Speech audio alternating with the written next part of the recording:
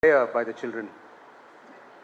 By the teachers. Om Purnamada Purnamidam Purnat Purnamudachyate Purnasya Purnamataya Purnameva Avashishyate Harihi Om Harihi Om Harihi Om Ya Kundendu Tusharahara Davala Ya Shubhra Vastravrita Ya Veena Varadanda Manditakara Ya Shveta Padmasana Ya Brahmachyuta Shankara Prabhritibihi Devai Sada Pujita Sa Mam Patu Saraswati Bhagavati Nishesha Jatyapaha Om Sahana Vavatu Sahanau Bhunaktu Sahaviryam Karavavahai Tejasvinavaditamastu Ma Vidvishavahai Ma Vidvishavahai Om Shanti Shanti Shanti Om Shanti Shanti Shanti Om Shanti Shanti Shanti.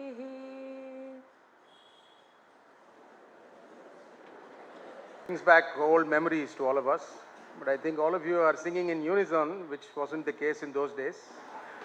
In fact, the Sanskrit master who used to read the prayers, you always used to go, "Ya na sonna pirpadu sonna porum," because you would always be raising ahead of him. So, welcome all of you once again. Kanchana Malam, I am principal of the school. Halasyam sir, correspondent. Suhasni Miss, I don't know whether we should call her our, friend's parent or a school former KG principal. All my classmates who are here today. Of course, first the special speakers, Mr. Tirumurti, why don't you come on the stage? Do come. Lieutenant Colonel Narendran.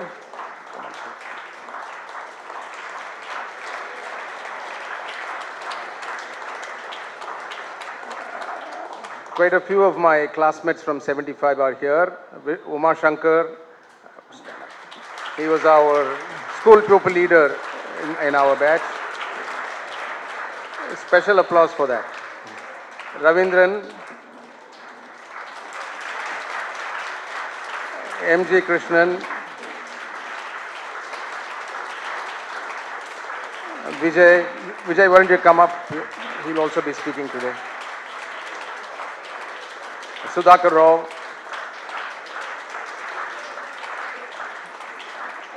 Narendran is his brother's son-in-law. Sham Sundar and Nedumaran.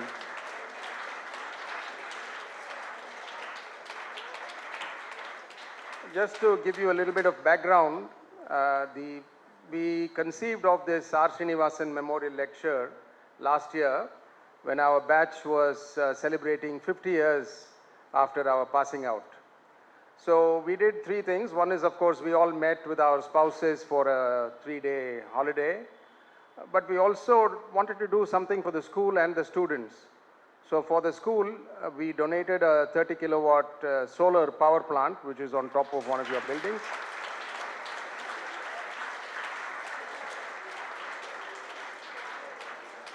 And for the students, we wanted to do something which will be of some impact to you.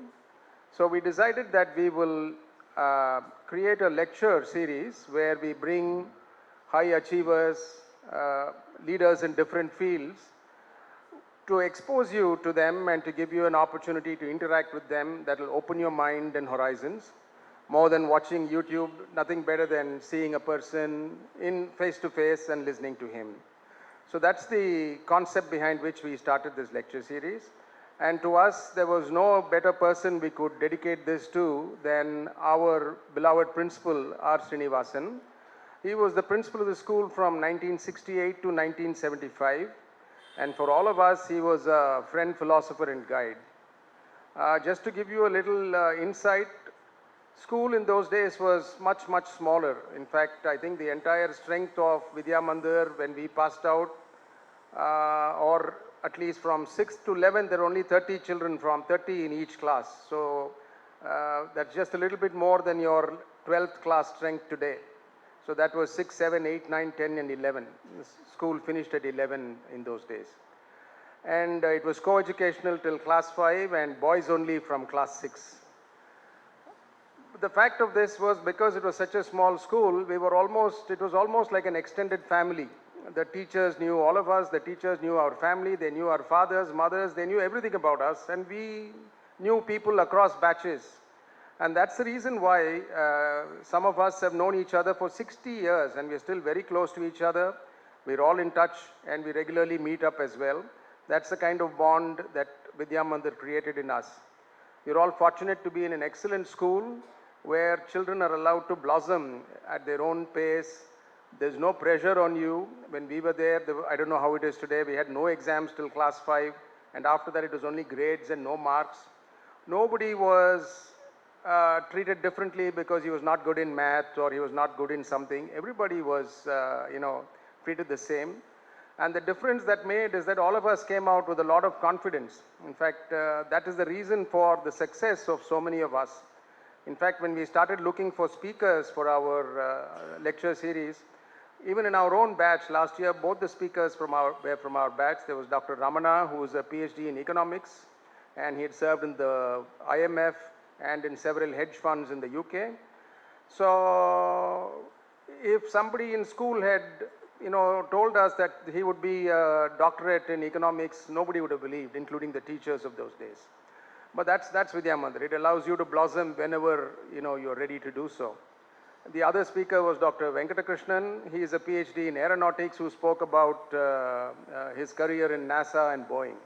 So that's the kind of empowerment that all the children had because the school places no pressure on them. So we are very, very happy to be here with all of you, and we want to give you this opportunity to expose you to good speakers. We have two fascinating speakers today, Dr. Tirumurti, who retired as a career diplomat, served in the high echelons of the Indian diplomatic service, and Lieutenant Colonel Narendran. He is actually from Balavidya Mandir, but we told him we will make an exception and bring him in here today. So he, at a very young age, is already a Lieutenant Colonel in the Army. So he will speak to us about his career in the Army. I'm sure you're going to have a great time listening to all of them. Do interact with them, and after the end of each speaker, there will be time for question and answers, and do feel free to ask them any questions that you want. And we hope that it will inspire a few of you to take up some work serving the country as these two people have significantly done. Thank you very much. I now invite Vijay I'll now invite Shyam to talk about Vijay, just to introduce him, and he will speak about R. Srinivasan, because for us it's very important that his memory is preserved and what he stood for is made known to all of you. Thank you very much.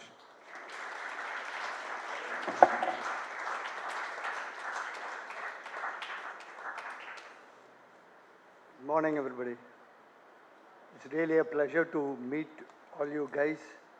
And I've been in the school after 50 years because I've been not in touch with the old students. I think thanks to Murli and some of these people who brought me into this fold.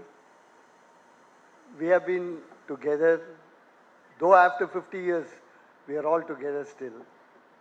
Now let me introduce Vijay, who is one among us. He's not a new person for us, but still, let me give. He's again a class, alumnus of class 75 in Vidya Mandir.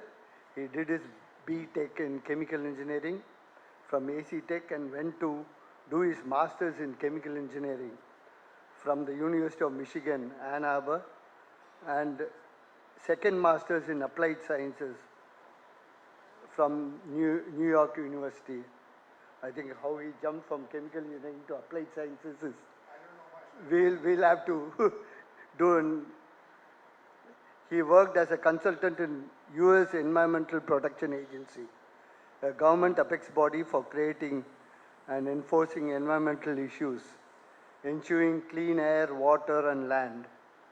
At EPA, Vijay was responsible for developing several of his first generation probabilistic models for sea level rise for climate change.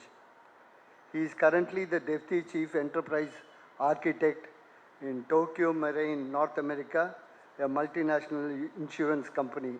At Tokyo Marine, he works at the intersection of technology and business to develop the strategic framework for using emerging technologies such as AI in insurance processes.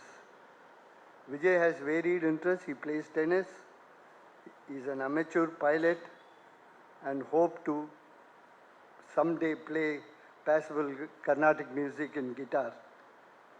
So he was the assistant school pupil leader. I think we got the pupil leader and the assistant school pupil leader in this gathering for the year 1974-75. He will share with us his thoughts of a Reverend Principal, Ms. R. Srinivasan. Thank you very much. I request Vijay to come.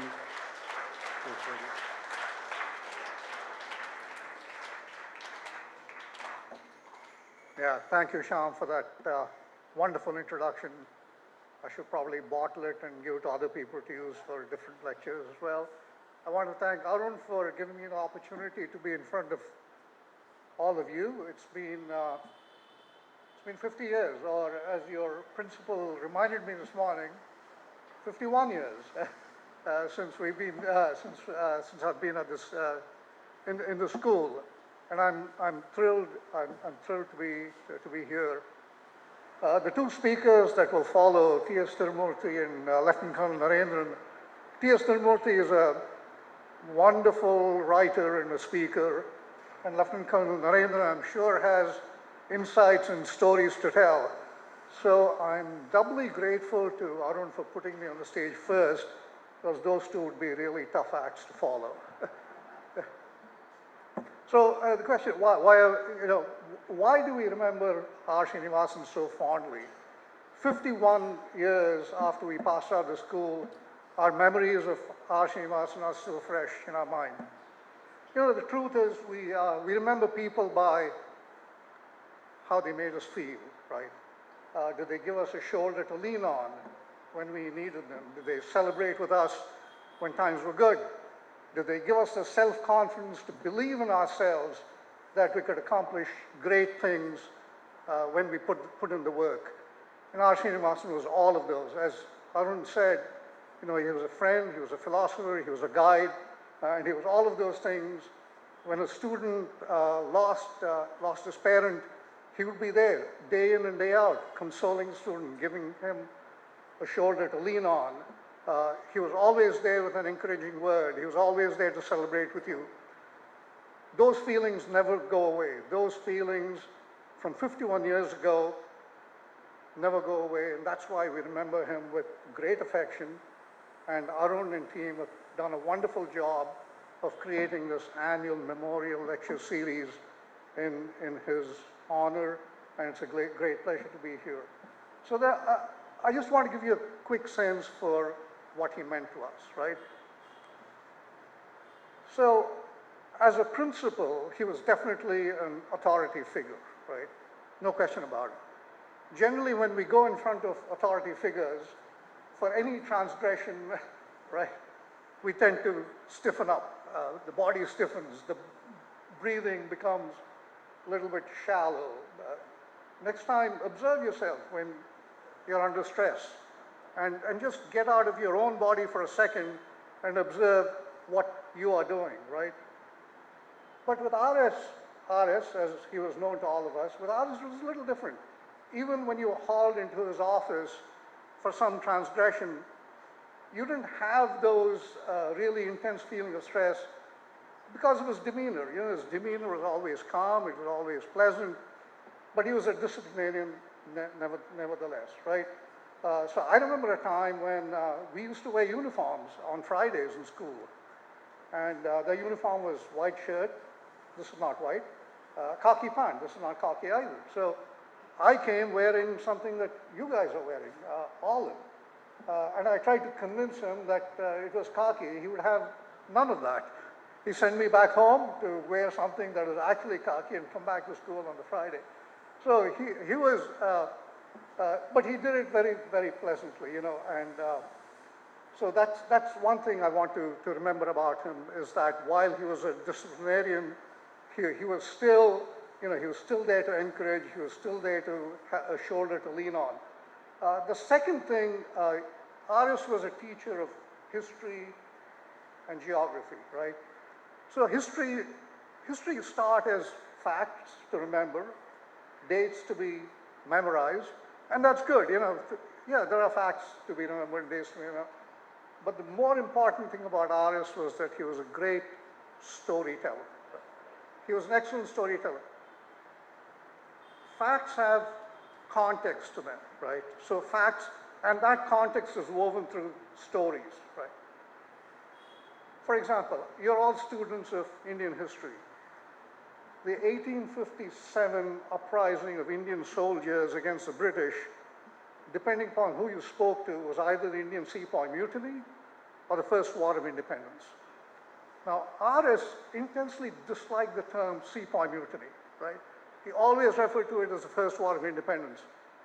So this led to some interesting things. In history class, when you said First War of Independence, there would always be a student far in the back yelling out, "Mutiny!" He handled this with grace and good humor and the occasional "get out." So that's an important, one of the most important things you learn. You know, there's a Nobel Prize winning economist, Daniel Kahneman, said, no one makes a decision because of a number. They need a story, right? You need a story. The poet Maya Angelou said, the universe is not made up of atoms, it's made up of stories, right? But I have one suggestion. In your physics test, don't use what is the universe's most abundant element? Stories. That won't get you too far, right? So that's another thing we learned from Aris, is the power of stories to bring people together. The third thing I'll leave you with this, is the power of community, the power of friendships, the power of shared experiences, right? So Aris was a huge proponent. That's the reason why we're all here today. The reason why this 1975 class is here today is because of the lessons that we learned from Aris about the power of community, the power of friendship, and the power of shared experiences. It's the reason why he took us to the beach as a cyclone was approaching the coast of Tamil Nadu. It's the reason why he took several classes to Ceylon. Yes, it was Ceylon back then. It wasn't Sri Lanka. And we went there. And this was all because he knew that bonds were formed because of shared experiences. So what I want to leave you with is good luck and great friendships, and thank you again for being here.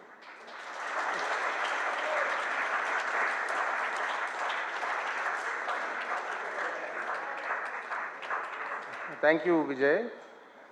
We now come to the address of the first speaker, Tirumurti. I request Uma Shankar to kindly introduce him.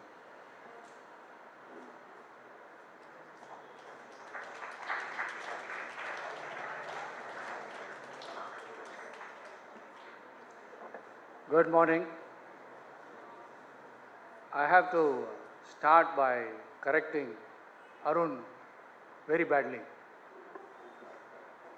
See, in those days, good guys never won.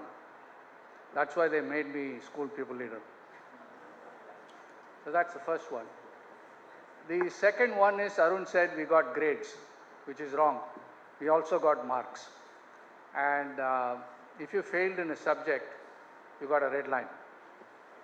So there were 3 terms, and you accumulated red lines in each term.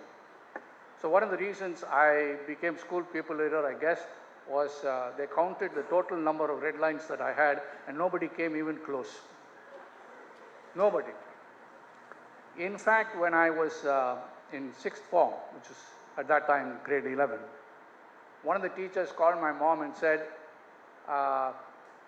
you better think of something to do for your son because he's never going to make it. So school people leaders were elected on that basis. I guess more studious, bespectacled, serious, first row nerds make it nowadays. But in those days, I was an outstanding student. I was very outstanding. I spent most of my time standing outside. Anyway, it's a privilege. Firstly, it's a privilege and pleasure to be standing in front of all of you. Thank you for welcoming us, and thank you, Arun, for asking me to speak for a few minutes. I would now like to introduce our first speaker. Again, it's a privilege to introduce someone so illustrious and so accomplished, who's done so much for the country in so many different roles over a long period of time.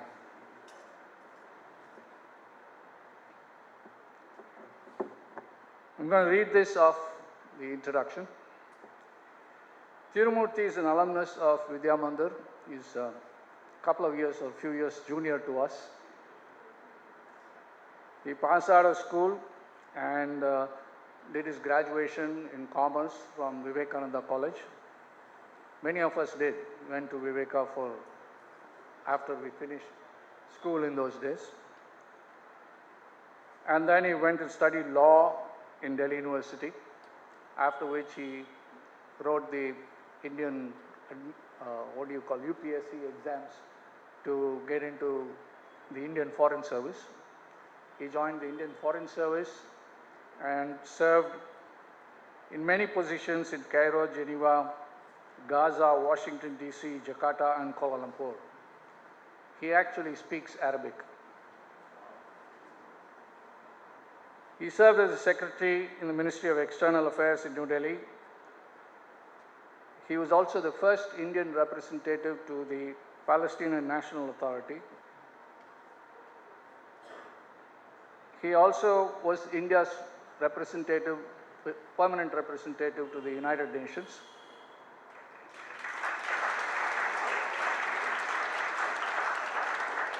It was during his tenure that India took over as the chairman of the Security Council, and so he was the chairman of the Security Council at that time.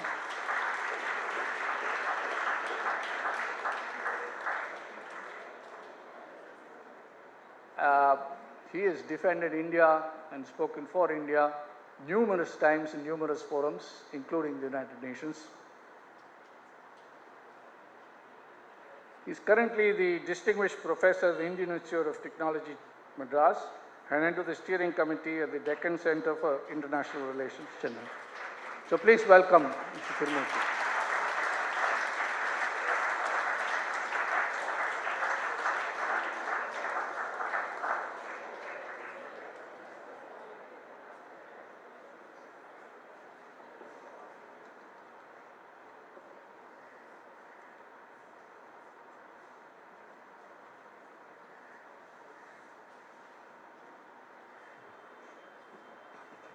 It's a great privilege to be introduced by a former school pupil leader. And I never expected that one day I'll be introduced by him, a person whom we all voted for because he was extremely popular amongst all of us. Respected principal and teachers, my dear friend Arun, Vijay, and the entire 1975 batch, whom we, as 78 batch, we all looked up to. Colonel Narendran, and my dear students.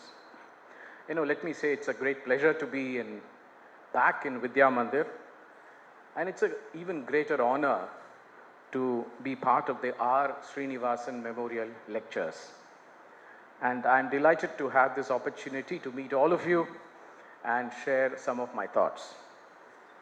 What I'll try to do is I'll try to give you an overview of what civil services means.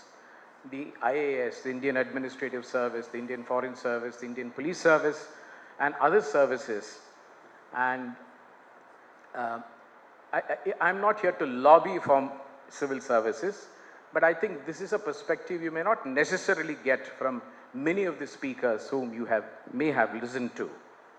Mr. R. Srinivasan, of course, was my principal too, a tremendously remarkable personality, and Vijay has so eloquently mentioned about him. And apart from, of course, his intellect, his erudition and his values which he upheld, he was also the student's dream teacher and guide. And I still remember, as he recalled many things, I still remember the fact that we were all taken to the beach during this cyclone, and at the height of monsoons, to see what were the huge high waves which was lashing onto the beach. We call them tidal waves. And when we came back, we got a mouthful from our parents and of course my own grandmother. When teachers did not turn up for class, our Princi for RS was very fond of taking all these classes himself.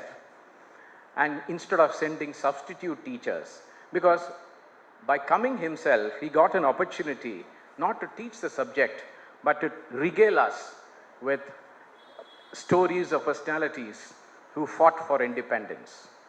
So naturally, he was fond of all of us, and in turn, we swore by him. And many of us actually continued to visit him and be in touch with him even after his retirement.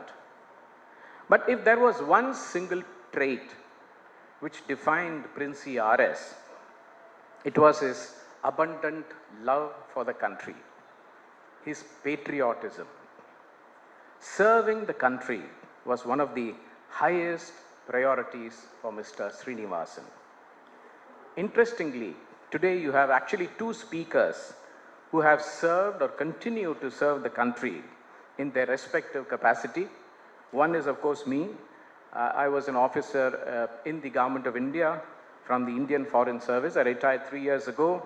And the other who continues to protect and defend all of you and all of us, Colonel Narendran. So this time, you're going to get a perspective from both of us, which you probably, this is going to be quite different from what you have been hearing, apart from the last year's speakers, but also probably the speakers you're exposed to. Now, when I say that I am from the Indian Foreign Service, the word service is not there by accident or by usage or by practice. When you say defense services or civil services, like the Indian Administratives, Indian Police Service, etc., the word service is not a leftover of history. It means what it says. So those who join these services, the defense services, the civil services, have their first priority and focus as serving the country. And that's what service here actually means. You may ask, don't others serve the country? Industrialists who create thousands of jobs, scientists, academics, teachers, of course, they all serve the country. Teachers of Vidya Mandir have given our nations generations of highly successful luminaries. There are those who are working to take our digital ecosystem into the rural areas as well and make it more inclusive and bring about development to our country. So all of them, all of us, contribute to nation building, there is no doubt. So everything that all of us do is a job which needs to be done well. But when you talk about service, there is an additional element, which is the sense of service. When it comes to the Indian civil services like the IAS, the IFS, and the IPS, etc., the primary and the only objective is to serve the nation. This is done through governance and public service, which is guided by our national interest. Our job directly impacts the lives of people, millions and millions of them. Let me make one thing clear at the outset. See, I'm not here to try and impress you or boast about the civil services or the defense services. What I am going to tell you is not a value judgment, but I am just trying to tell you what civil services means and try to help you understand what is civil services. Now, success in civil service is measured by social outcomes, not merely by profits, personal targets, etc. In other jobs, the primary interest may not be service to the people, but a variety of other factors like profits, personal gains, personal success, etc., which of course helps all of us. But in the Indian civil service, we act on behalf of the Indian state, and our decisions affect millions of people, how they live, and how we can try and make India a better place to live in. And that is why our success is impersonal and obviously very difficult to attribute to one single individual. Look at the Indian administrative service. Their decisions affect entire villages, entire districts, it affects the state, and at the national level, they also affect the nation. As far as the Indian Foreign Service is concerned, where I belong to or used to belong to Foreign Service, we represent India abroad. Now, I remember when I was a youngster, when I was posted to Geneva, my ambassador called me and she said that, please remember, you are a very young diplomat, but when you go and sit in the meeting, the place card in front of you does not say Tirumurti, it says India. So however young you are in service, your place card says India. What you say, you speak for India. And that's a lesson which I never forgot. Our work affects India's global position, and what stand we take globally obviously depends on our own domestic interests. What is good for India? In fact, we need to have a good understanding of India to represent India abroad. An example is climate change negotiations. This is something Vijay is so familiar with. You remember that methane is one of the gases which causes global warming, and it is said to cause climate change. You all know that agriculture emits methane, mainly from livestock and rice, which India has in abundance. Now, at the same time, India has to feed its huge population as well. And also the fact that 50% of our people depend on agriculture for their livelihood. So, when we go to negotiate abroad, international agreements, international treaties, it is always in our mind that we represent India, which has a very different texture. So how do we balance these interests between climate change and between the livelihood of our people and also the fact that, why I wanted to mention it is that when an IFS officer negotiates these type of climate change agreements, we have to be conscious of the fact that we have to protect our agriculturalists, and also that we have to ensure that our people are self-sufficient in food. So whatever we do abroad, interestingly, you may never see what we do, but it has a direct impact on the people of India.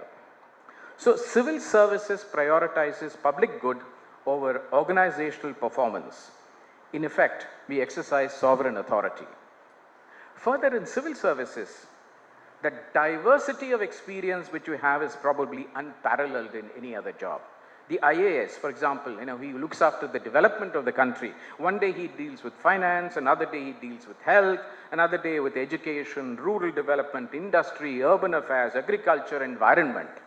This is a range which he deals with. The Indian Foreign Service as well. And we actually, go to a variety of countries. We are in variety of regions, areas like diplomacy, geopolitics, trade, climate change, diaspora affairs, multilateral institutions like the United Nations. So no two postings are really alike for us. Officers of the civil service, consciously, we come to learn about new sectors. In the IFS, we also work across cultures, adapt to new challenges. And therefore, in some ways, I look at it as a lifelong learning for me. And it is a career of constant intellectual reward. An important difference, another one, is that civil services creates generalists and leadership. And it is not restricted to a narrower specialization, which is probably prevalent in most of the other jobs these days.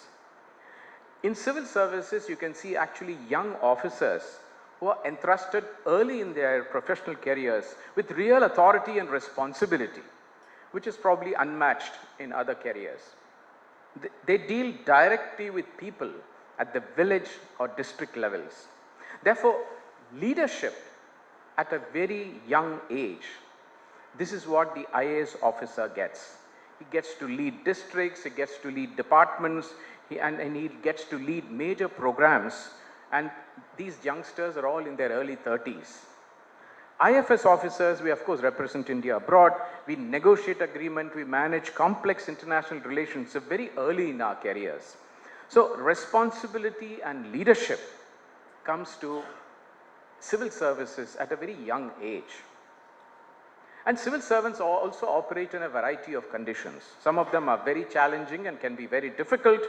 And of course, it is certainly not as bad as the defense services, who actually live in inhospitable places. And I visited the Siachen area. This was part of my military training. And I can tell you, you will never believe the conditions in which our defense services work.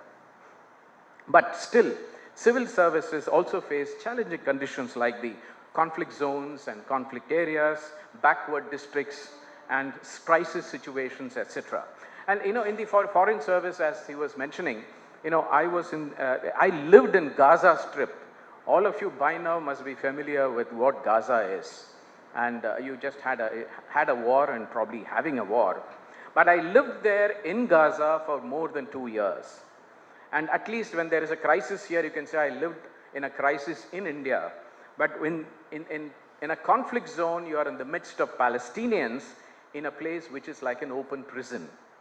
And you lived amongst them, you shared their sorrows, you shared their happiness, and they are all in refugee camps, and you visited them, and of course the fact that he mentioned I speak Arabic, it made it easier for me, but it was definitely not an easy place to live in. It was an easy place for me, believe me, but not for them. Now, Israel and Palestine, you know that they have been fighting each other, and they fought each other even when I was there. And it directly impacted our safety and security. But ironically, and this is the irony which we all go through, both sides like Indians. The Israelis like Indians because we were probably the only country which had no anti-Semitism in our history. So they liked us. The Palestinians loved us because we were one of the first countries to support the two-state solution and stood up for the Palestinian cause. So I always tell people when I was there, I was extremely safe. But the only time is when they fight each other, please do not go in between. Another difference between civil service and job, and this applies to defense services too. We are accountable to the Constitution, to the Parliament, to the assemblies, to the courts, and of course to the people. If you hear your parents saying that, look at this guy, is sitting there, he's a bureaucrat, he's so useless, and he's sitting on all these files, you will come across all these things. That is because they expect us to help you. and you are demanding accountability from bureaucrats. Therefore, there is public scrutiny. Other jobs normally are accountable mainly to the employers, to the shareholders, and to the regulators or those who you are accountable to in the company or corporations or organizations. But in the services, there is accountability and scrutiny at the highest levels. Of course, in civil services, there is stability of job. We call it job security. I think for the youngsters of today, they don't even know what job security means. Because I think the first thing they do is that they don't like a job, they resign the job and then look for the next one. In our time, we were really looking for getting a job and trying for job security. But with job security, you also have low salaries as compared to other professions. That is not to say that the government doesn't look after you. They look after you extremely well. All I'm just saying it is in comparison that when you compare it with a person who studied with me and did the same thing as me after 30 years, you will find that he or she would be earning about 20 times or 30 times as you are when you are in government service. So in civil services, we tend to go beyond personal success and see whether we can also achieve societal success. And I'm convinced that for the sheer range of issues which you deal with and the reach and the scale of what you do, a career in civil service is definitely worth looking at. In the topper of my batch, I'm talking about the civil services batch, the entire batch was an IIT graduate. And in my own batch of 12 people in the Indian Foreign Service, we had 12 in the Indian Foreign Service at that time. One of them was a doctor from the premier medical institution of India, AIIMS. You have heard of that. So I'm just telling you, we have people with all shapes and sizes, and actually science graduates and IIT graduates do far better in the exam than a person like me who did commerce, accounting and law. So getting into the civil services, I just wanted to give you a sense. It's a fairly challenging thing. That is not to deter you, but to tell you that it is no worse and no better than chartered accountancy and other things. We have what is called preliminaries, then you have the main examinations, then you have an interview, and then you have the final selection. And I have some statistics which I've been able to glean from other sources because the older ones are fairly, the ones which we have officially are fairly old. In the preliminaries, we call it preliminary exams. It's the, this is the first screening stage. About 6 to 14 lakh take the preliminary examination. And those who clear the cutoff, they take the main exams. Now, main examinations are around 14,000 who make it to the main examination, which means from the preliminary to the main, less than 3% qualify. Now, when you finish the main exam, then you have the interview, which is really a personality test. Now, in the interview, normally about 2,500 to 3,000 out of the 14,000 are called. And the final selection, which is after the interview and merit ranking and others, normally about 850 to 1,100 or 1,200 candidates get selected. So which means that, percentage wise, something like 0.1% get into the services of those who write. So I'm just giving you, not to deter you, but to say that, and I'm convinced that, if you're good, you will make it. It doesn't matter to you whether you're 1% or 2% or 0.1%. All you need is, you have to know how to crack the examination. It is not that the most intelligent people get in or the most qualified get in. It is the people who learn to crack the examination who get in. So I'm just being frank with you. You have to learn in a particular way and you have to write in a particular way. And they are not looking for a genius, and they are looking for people who will administer the country. Now, in the Indian Foreign Service, we do a variety of things, and I just wanted to give you a quick sense of that. First, of course, the very obvious one, we represent India abroad. We have our embassies, we have the high commissions, we have the consulates, And as I told you, I also opened a new mission in Gaza Strip. And we called it the Representative Office. Why I'm mentioning is very simple, that even now and at that time, Palestine was still not recognized as a state. So we could not call ourselves an embassy or a high commission. We were a representative office. For example, Taiwan, they have a trade representative. They cannot have an embassy or a consulate unless we recognize them and the world recognize them as a state. Now, we also in the Foreign Service manage relations with our respective countries. And of course, our focus is to improve relations.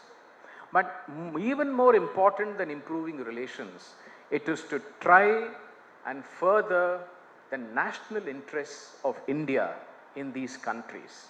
That is our primary focus. Bettering relations is just a logical corollary of that. So therefore, it is not that we suddenly try to improve relations with Pakistan at all cost. That's not the point. The point is, are you able to defend your interests with Pakistan? And I'm just giving you an example. And therefore, we need, and in international relations, you need two hands to clap. And it's a bit of a cliche, but if you see conflicts in Ukraine and Gaza and Sudan and all that, all this points to one thing. It points to the fact that the diplomats have not succeeded in their jobs. Military option comes after diplomacy fails. So the diplomacy is the first line of defense.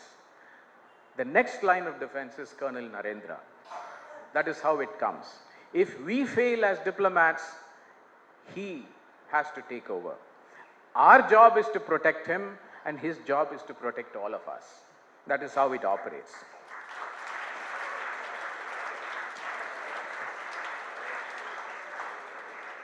And some of you, I have been asked this question, that, you have such poor relations with China, and we had Galwan and all these type of things.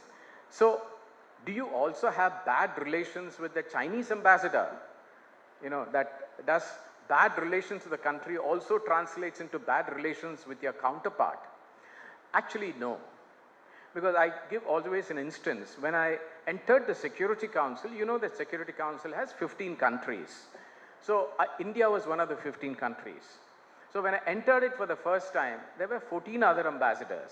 The only ambassador who was a dear friend I knew beforehand was a Chinese ambassador.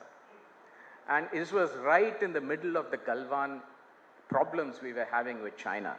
But the fact that I knew him and he was a friend helped us to work through several problems which we had, not just as bilateral relations, but also as members of the Security Council. We also deal with a range of issues during our interaction with individual countries like geopolitics, trade, investment, grants in aid, assistance to them, project execution in these countries, intelligence sharing, and also diaspora. India gives about $30 billion as aid, and this is actually more. And these are called development partnerships. Just the line of credit is 30 billion. We have given several billions of dollars to our neighboring countries like Bhutan and Nepal and Afghanistan as grants. Now, we also give disaster relief, COVID assistance. You all know we gave more than 100 countries, we gave them COVID vaccines. And we even bail out economies. The Sri Lankan economy, we gave them $4.2 billion to bail them out when they had this huge economic issue, which you are aware of. Now, all this is also to promote greater integration, infrastructure, capacity building. In Bangladesh, for example, we have run transmission lines, transportation, infrastructure. In Myanmar, we are doing trilateral highways and a whole lot of them.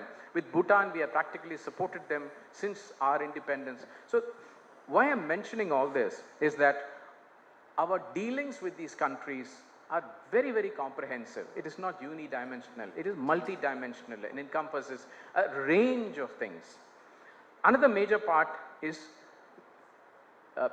dealing with problems of Indian nationals who visit abroad or who stay abroad. One of our foreign ministers called Sushma Swaraj, you may or may not know her. She is unfortunately passed away, whom I had the great, privilege to work under. Now she started,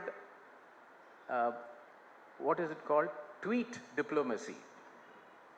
She said every Indian embassy should open a Twitter account. At the time we call it Twitter, now it's called X. And she said any Indian national who goes abroad, if he's in trouble, he can tweet to the Indian High Commission or the embassies, and we have to react within a very short time frame.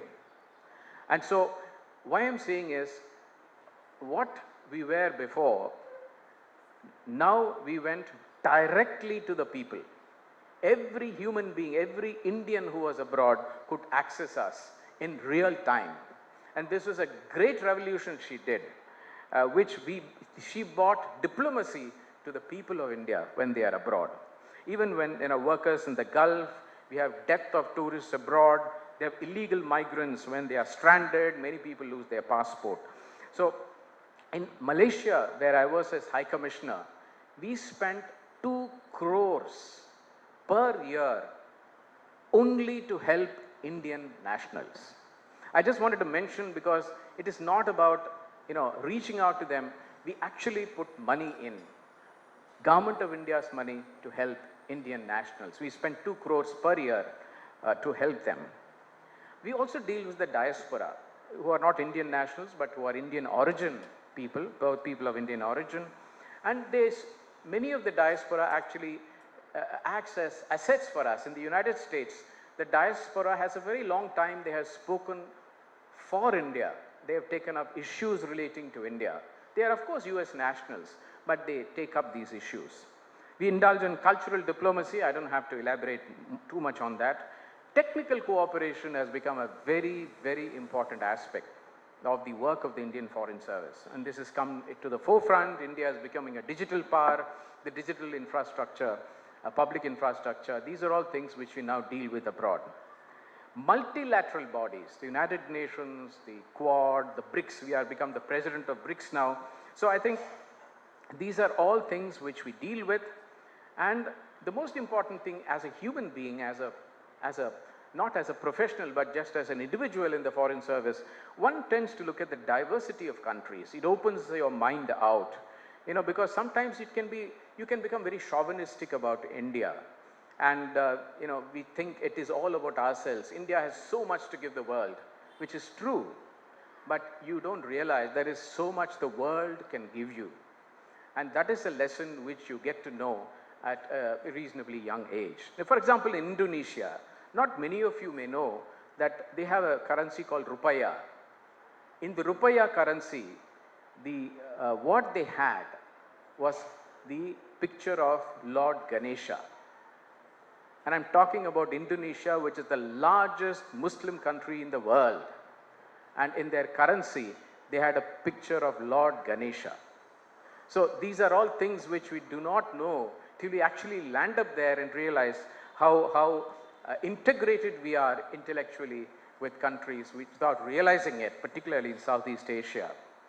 And Egypt, I learned Arabic, as he told you. I went to the university and learned it. I had a small course in the Quran. Now, why I'm saying is that when dealing with countries, I dealt with Egypt, I dealt with Indonesia, I dealt with Malaysia, I dealt with Bangladesh, Maldives. They are all Islamic countries. So, you learn to understand the other point of view. Now, I'll just end with the rise of India.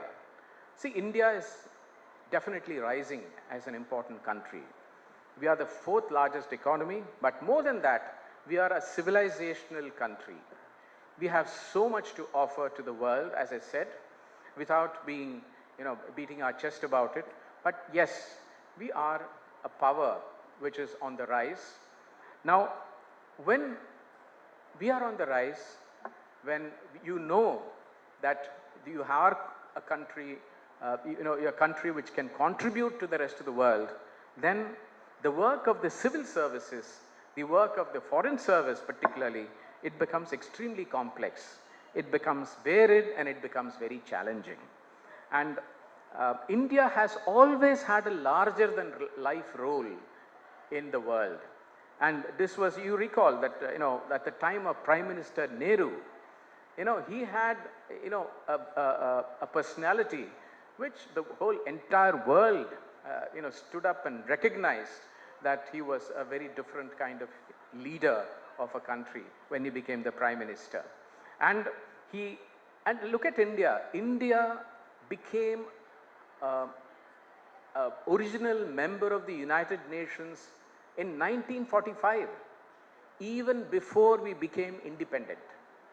So, I'm just telling you, we became members of ILO, we became one of the permanent members of the ILO, even before we became independent. Our independence struggle was a great inspiration to many developing countries. And at the turn of independence, we had a policy called the non-aligned movement. Now, I don't want you to get into history, but what I'm trying to tell you is, through this non-aligned movement, India got leadership of developing countries. We became the leader of what you call now the global south. And so, and building bridges became part of our diplomacy. In the Korean War, which took place in the 1950s, where you were not born and neither was I'll be frank. The point is, in the Korean War, India, just 5 years into our independence, we played such an important role that we became chairman of the Neutral Nations Repatriation Committee when it was constituted, with 2 on the North Korean side, 2 on South Korean side, but the chairman of the committee was India. Indian women have played such a crucial role in history. In the United Nations, the first woman president of the General Assembly of the United Nations was an Indian. It was Mrs. Vijayalakshmi Pandit. And if you look at peacekeeping, the first ever women police peacekeeping contingent was Indian. We went to Liberia, our women peacekeepers, our police went to Liberia, and they were the first ever women UN peacekeeping contingent. And India has spearheaded a host of issues. I don't have time to go into it, but something like terrorism, something which we have always spearheaded. You are familiar with Operation Sindoor, and I think that is why I mentioned this. We look at vaccines, we have digital infrastructure, we also look at global challenges, and we have the International Solar Alliance, which was completely the brainwave of the government and which our Prime Minister put together. We have the Global Biofuels Alliance, and look at and we have also not failed to protect our interest even at great cost to us. Look at the nuclear program. It was a Congress party, Prime Minister Indira Gandhi, who tested the nuclear weapon first time in the 1970s. It was the BJP which tested the second time under Prime Minister Vajpayee. Third important milestone in nuclear was CTBT. It is called Comprehensive Test Ban Treaty. The decision not to join it was taken not by Congress or by BJP, but by Prime Minister Devagowda. Why I'm telling you all this is that consistently our leaders have upheld our national interests. And that is important for you to understand, because the climate outside can be politicized. When they start talking to each other and shouting at each other, please remember that that is politics. That is their business. But our business is to understand that every point of time, our leaders have come to the forefront to defend India. So I just wanted to thank you for this opportunity, and once again, I'm truly grateful to the 75 batch for giving me the time.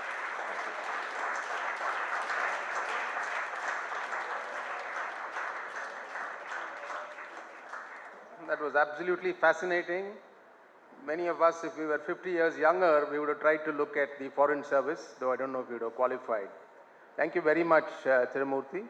Tirumurti needs to leave a little early, so he will take questions now. I'm sure a lot of you will have questions to ask about, so please feel free to ask questions to Tirumurti. He'll be happy to answer them. We'll give you about 10 minutes for questions and answers. Thank you. I will not complain if you don't have questions.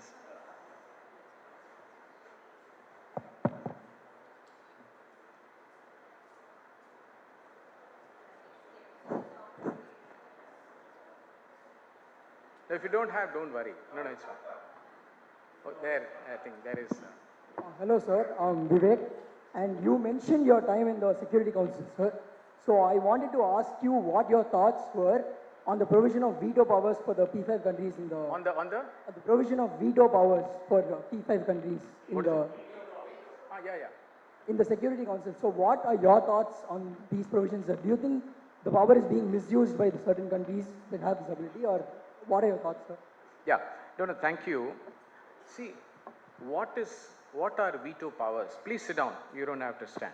Now, what are veto powers? Veto powers were given in 1945 to people who won the World War. They saw themselves as protecting the world, protecting the succeeding generations from war. So they decided that we have fought, we have sacrificed millions of our people for the sake of protecting the world.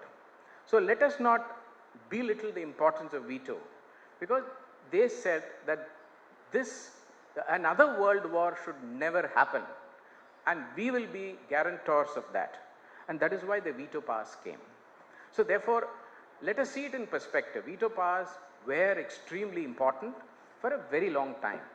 It kept the world in order. Now what is happening is, the veto powers, as you correctly said, it is being used and misused. But the more realistic assessment is that, see, by the way, it is interesting, after a very, very long time, I don't know how many decades, when I was in the Security Council, India voted against a resolution. Okay, we never vote against. We normally abstain or we vote for. After several decades, we voted against a resolution, which was a climate change resolution in the Security Council. Now, the country which supported us and voted against, the only other country was Russia. The third country which abstained was China. All the other 12 voted for the resolution. Now, because Russia voted against, it became a veto. So, India ended up on the winning side, even though we voted against. If there were no veto, you would have just had 3 countries not agreeing to it. 12 countries would have agreed to it and the resolution would have passed. Because Russia exercised the veto, our position was protected, correct? So it helped us. So I don't want to rubbish the veto, in a hurry. But what you're saying is 100% right. The world has changed. When the world has changed, the problem you're having in the United Nations is a larger problem, which is that the world is no more about those 5 countries. The world is no more about the West. The world is no more about a so-called liberal order, which we are all looking at. We have rising countries, and countries like India, countries like Brazil, countries like South Africa, Indonesia, and others, who are demanding an equal stake, a partnership in shaping the world. And we are denied. And when you are denied that role, the loser is not India. The loser is the United Nations, because they become less and less credible, because they don't reflect the changing realities of the world. As long as an institution cannot and does not reflect the changing realities of the world, they will always be coming down. And their credibility will always keep coming down. And that is what is happening to the United Nations. The veto power is power which we can deal with at a different date. First is the lack of credibility of the UN right now, because they are not inclusive and they are not including countries which matter.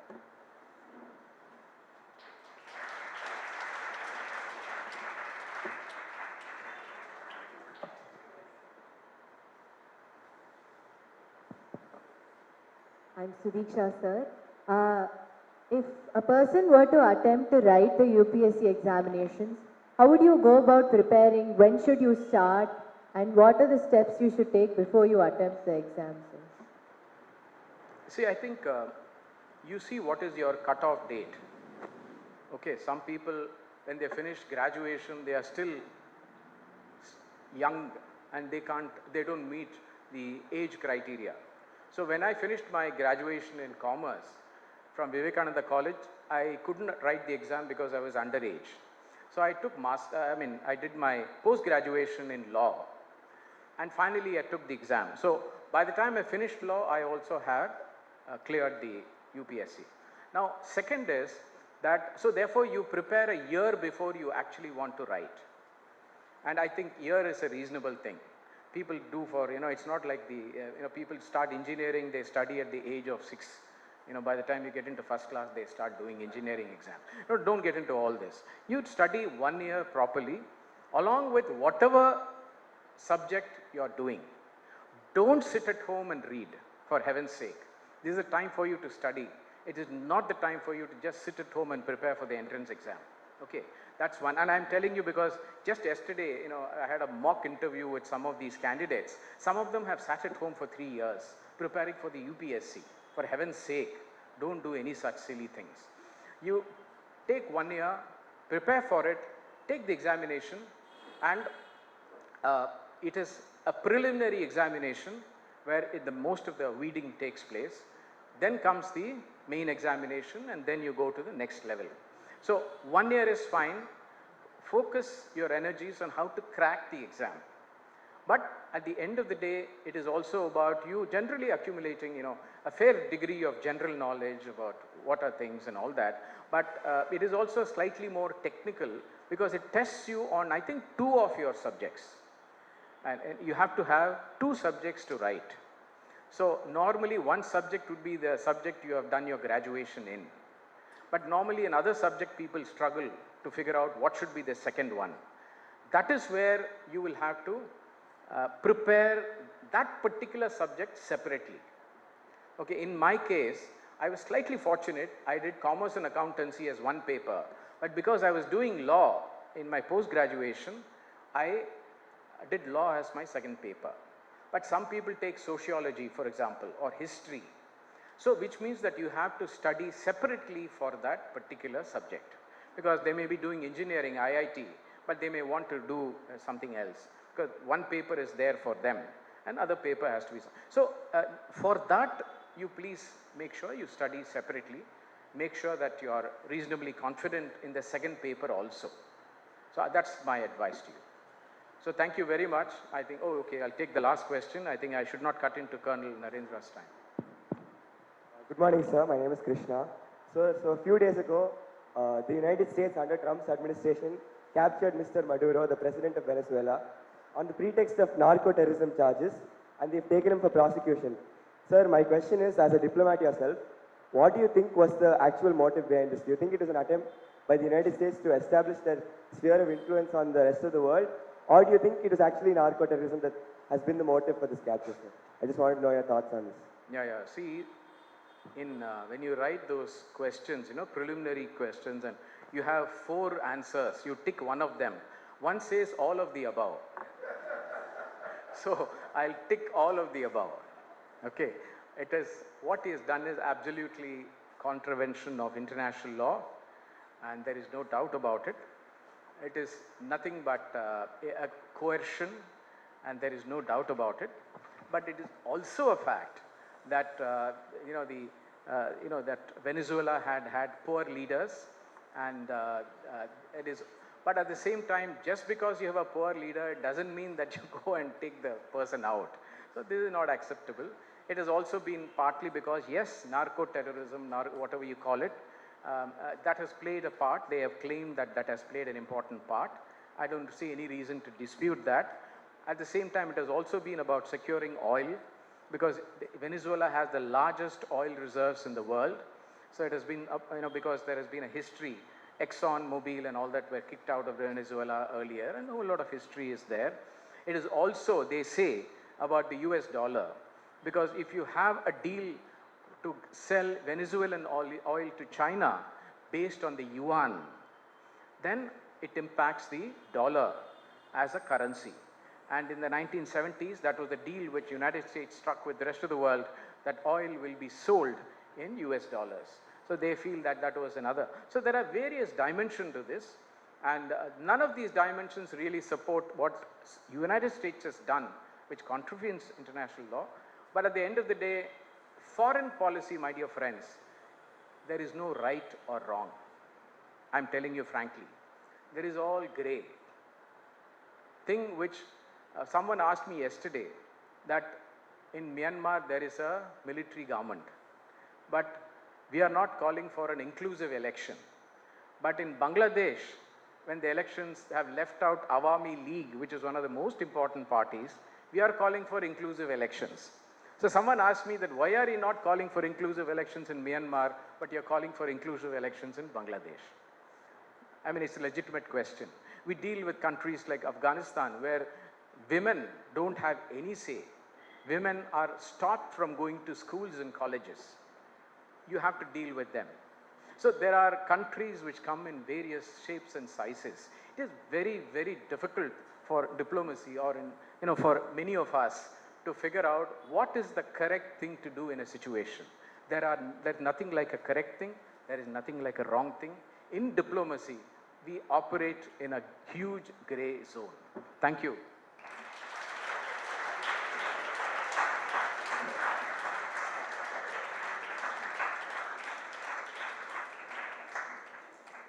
Thank you, Thiru. Since you'll be leaving early, I'd request Nedumaran to present a memento to him.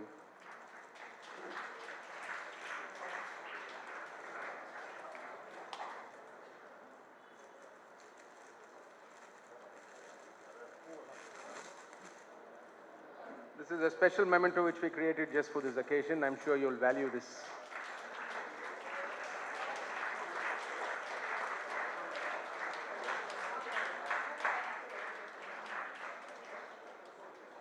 The principal would like to present a memento on behalf of the school.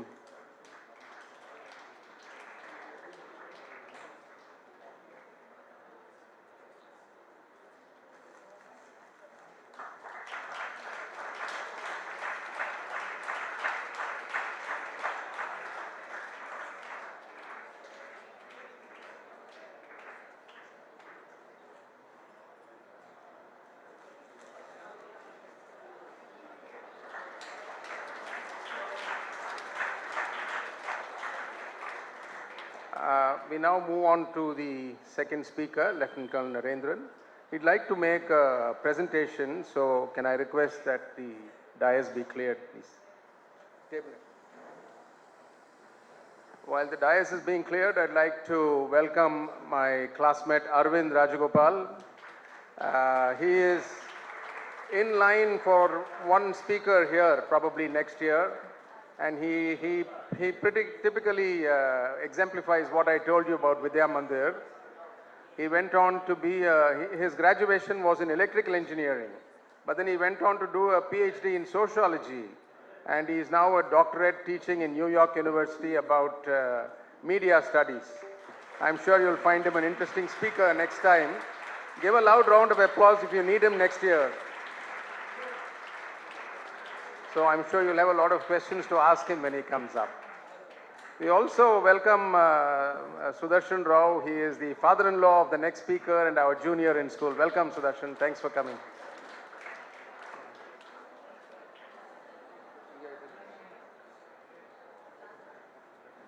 I now request Ravindran to come up and introduce Lieutenant Colonel Narendran.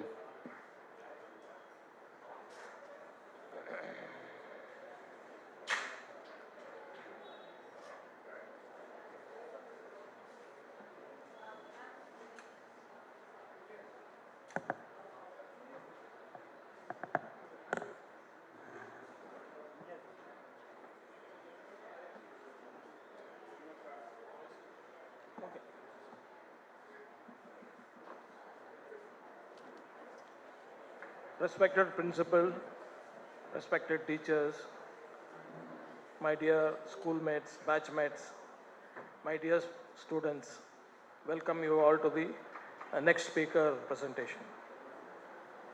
We've had two exciting speakers who gave us motivational and informative speeches, which truly inspire us all.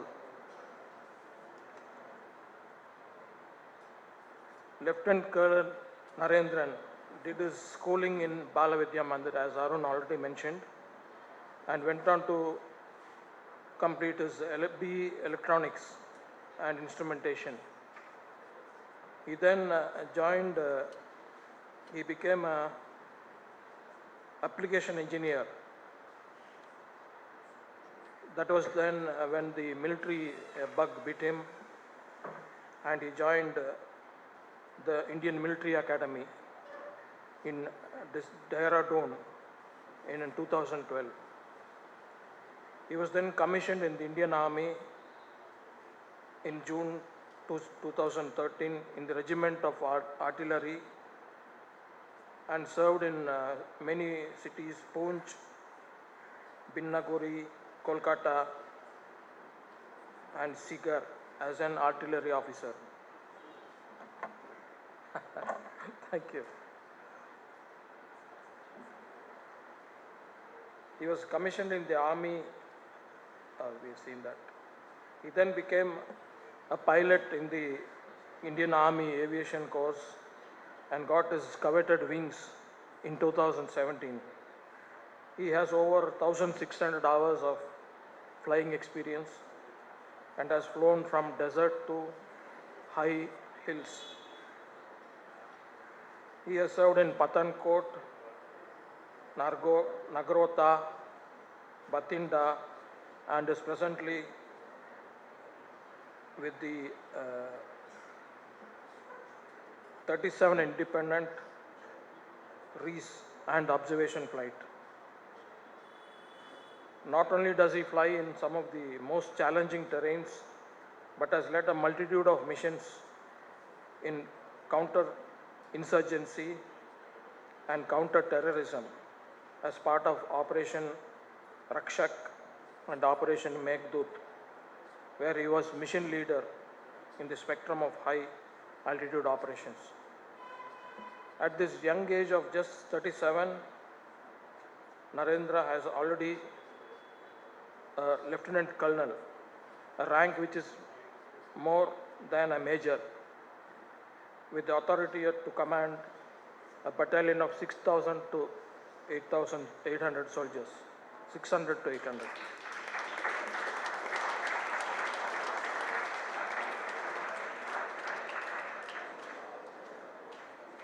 So let us welcome Lieutenant Colonel Narendra for the next inspirational speech.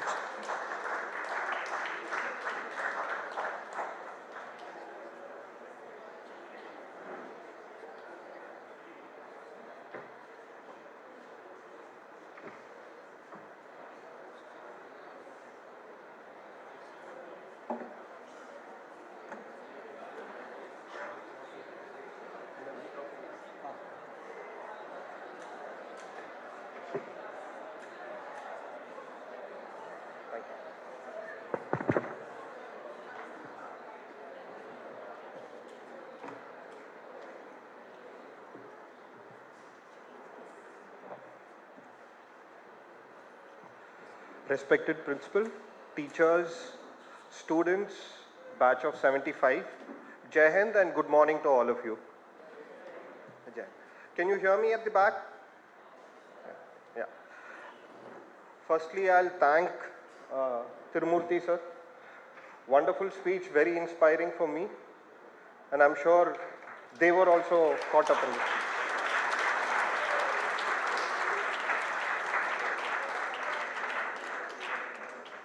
I think this is one of those rare occasions when military is taking over after diplomacy has been very, very successful.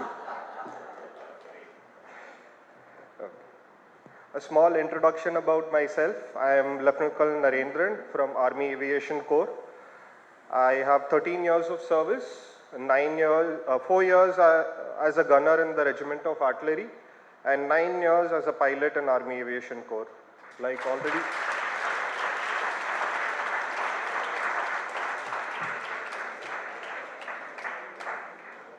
I've flown 1600 hours all towards our western front. I've seen the international border in Rajasthan, Punjab, flown along the line of control in Jammu sector, in Srinagar sector and Ladakh sector. I am presently posted in Kalsi, where we are operating in what was Kargil war area in Tiger Hill, Tololing and Batra top. Okay. Now, this is not going to be a lecture. I'll like to keep it as an interaction. So, you're welcome to ask me any questions throughout this session. Before we start, I'd like to know if any of you have any experience or background or interaction with anybody from the forces before. I see a few hands. Wonderful. 1, 2, 3, 4, 5. Can one of you tell me your background?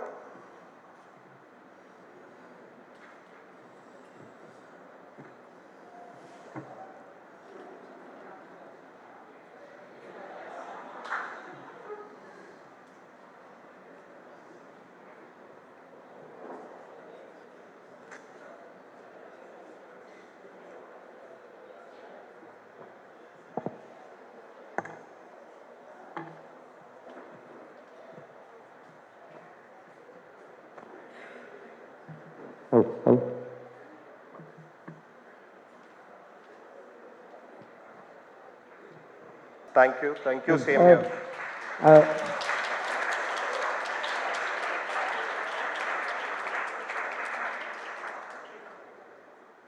Sir, met a military officer with my grandfather, sir, and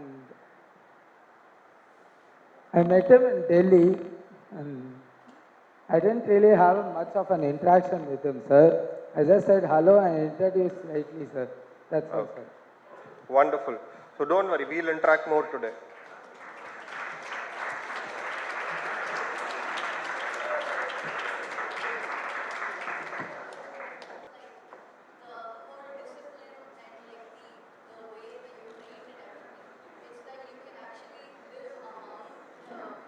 Military and okay. And like it's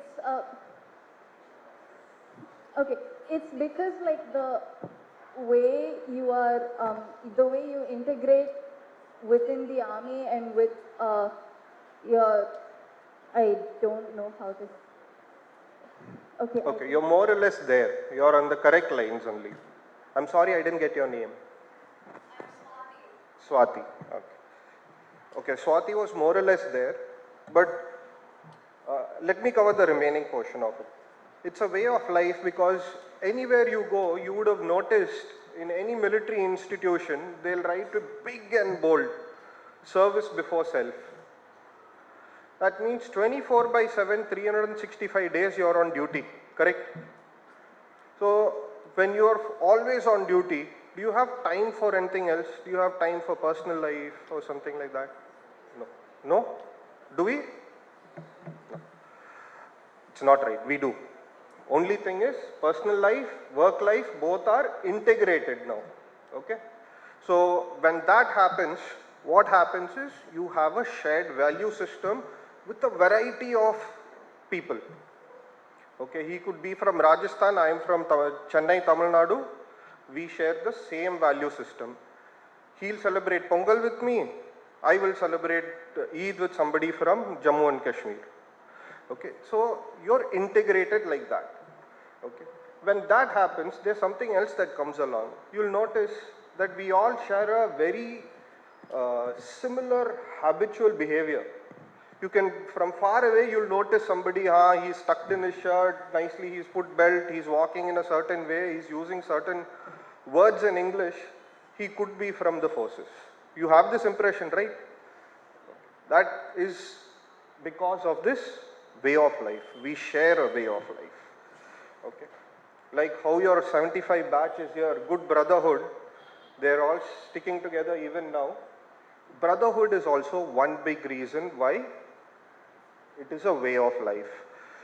You know, you're always in your post, your JCO, your OR, your peer sitting next to you. Now he is your brother, he is your sister, he is your mother, he is your friend. You come back home, again the same group only. So he becomes your family. Okay. That is why it is way of life. We tough it out together in the hardest of places, in the hardest of environment, in the highest of stakes situations. We stick together, we tough it out. So when when the going gets tough, the tough get going. With this, we'll come to today's session. I have a small video clipping for you guys. We'll go ahead with that.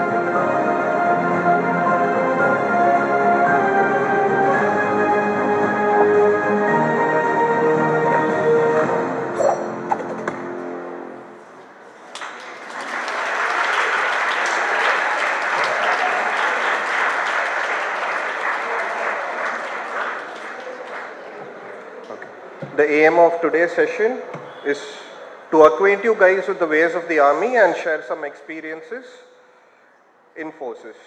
I'll cover this under the following heads.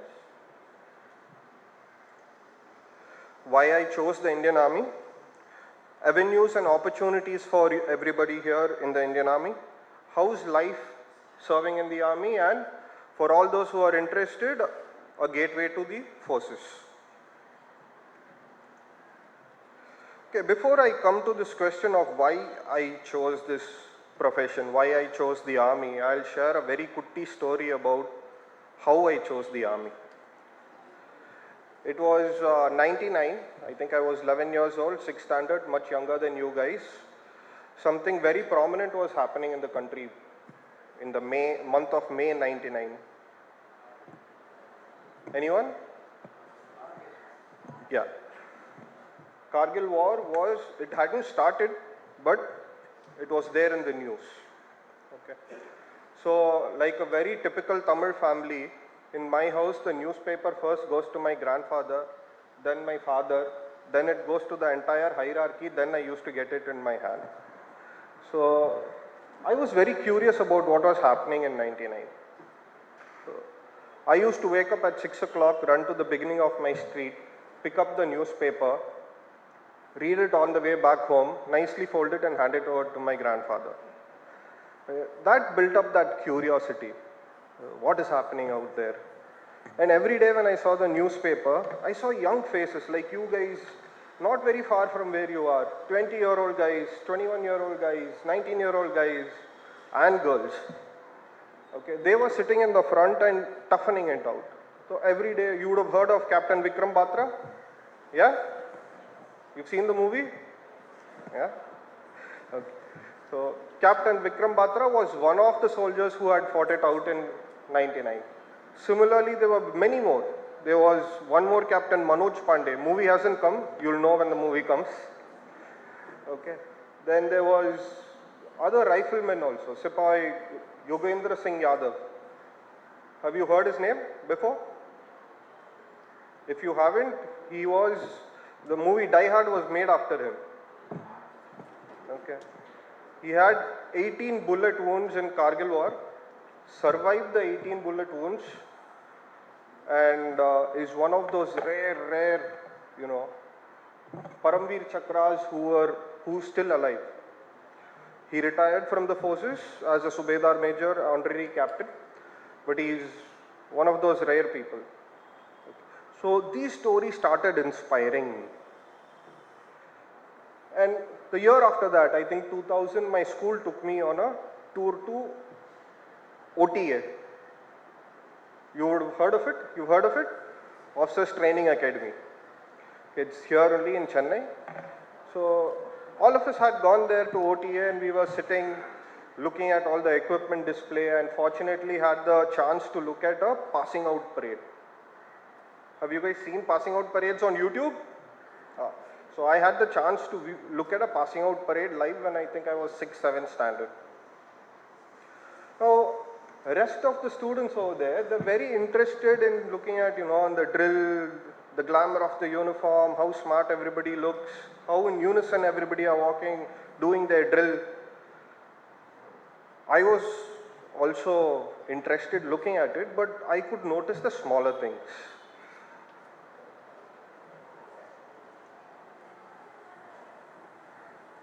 Do you see this picture left bottom? Yeah? What does it say? It says Antim Pag. Okay. So what I noticed that day in the passing out parade was, all these smart young gentlemen cadets are doing their drill, straight face, fully focused. They want to match their step. They want to, be in unison. It is their big day. But all that was there only until they came to Antim Pag. The minute they stepped on the Antim Pag, you can see them full smile of accomplishment on their face. The minute they cross it, they throw their caps, they keep their weapons aside, and all of them are doing, celebrating over there, doing push-ups, yelling and shouting. So I wanted to know what this Antim Pag was. This building that you see on the top, can anybody recognize this? Okay, for all those who can't, this is Indian Military Academy, Dehradun. The building is called Philip Chetwood Building. The hall to the right is called Chetwood Hall. Okay, so I was inspired. I wanted to know what this Antim Pag was. Okay, I went to Indian Military Academy later on. I knew that the Antim Pag is there at the beginning of this building. That wonderful entrance, red and white entrance over there. This is the first step inside that building. And anybody who's aspiring to join the forces, this is the most sacred building for all of you. I went there, I wanted to go see Antim Pag. The drill ustad over there stopped me. Hey, GC, where are you going? So I told my ustad, Saab, mere ko dekhna hai. I want to go see that Antim Pag. He kicked me, he told me no. No GC will ever step foot on that Antim Pag. I was very curious to know. He told me, with drill boots, you won't step on that Antim Pag until the day you pass out. So all our classrooms are there inside this building. We were instructed to take the cycle, go behind the building, park it there, and enter from the back door. Never were we allowed to step on the Antim Pag. That was until you pass out. So this is the history, the purpose behind Antim Pag. I told you these stories because there are some traditions in Indian Army that, start inspiring you. There's nothing big. You can walk on that step, what is going to happen? Nothing is going to happen. But it's a tradition. And it started, building up interest in me. That was the purpose of me joining, the forces.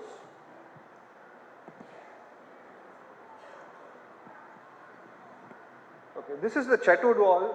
Unfortunately, this picture is not clear, but otherwise, this is the Chetwood credo. If you guys don't understand what credo is, it is a statement of a person's belief system, which he follows in every action. Okay, this is instilled in every officer who joins the forces. Let it be IMA, Indian Military Academy, National Defense Academy, Officers Training Academy, it doesn't matter. It is the one thing, the one motto that every soldier follows. This was instilled in me also when I was in the academy. Why I'm saying that is, Chetwood Hall, you see that same staircase behind? We are not allowed to go inside there either until we know this by heart and until we pass out from the academy. So the credo says, the safety, honor and welfare of your country comes first, always and every time. The honor, welfare and comfort of the men you command comes next. Your own ease, comfort and welfare will come last, always and every time. These are very, very powerful words when it is instilled into a youngster. This becomes your life motto after you join the forces. You always keep your country first, you always keep the men you command next, and yourself last.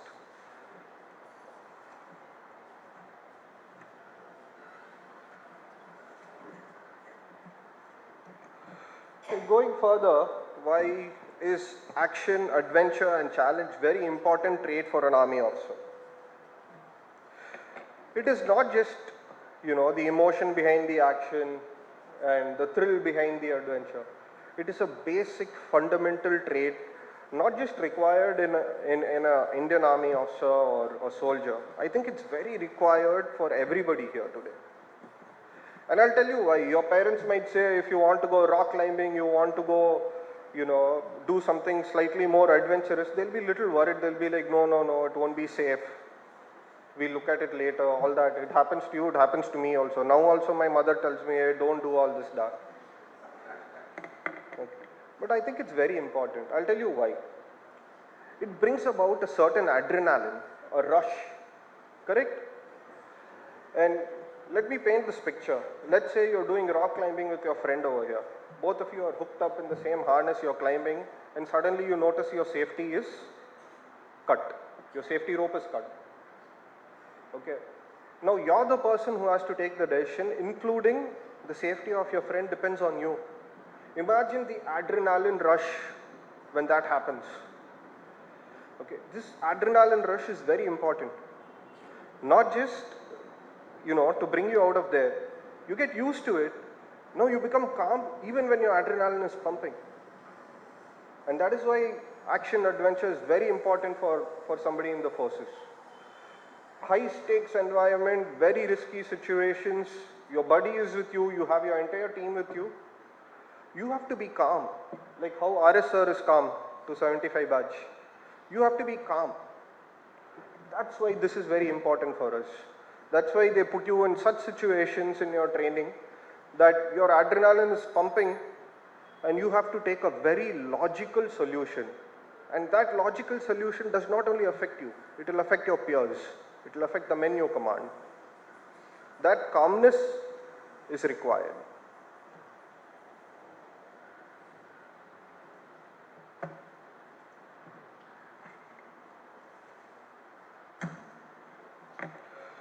Brotherhood and bond.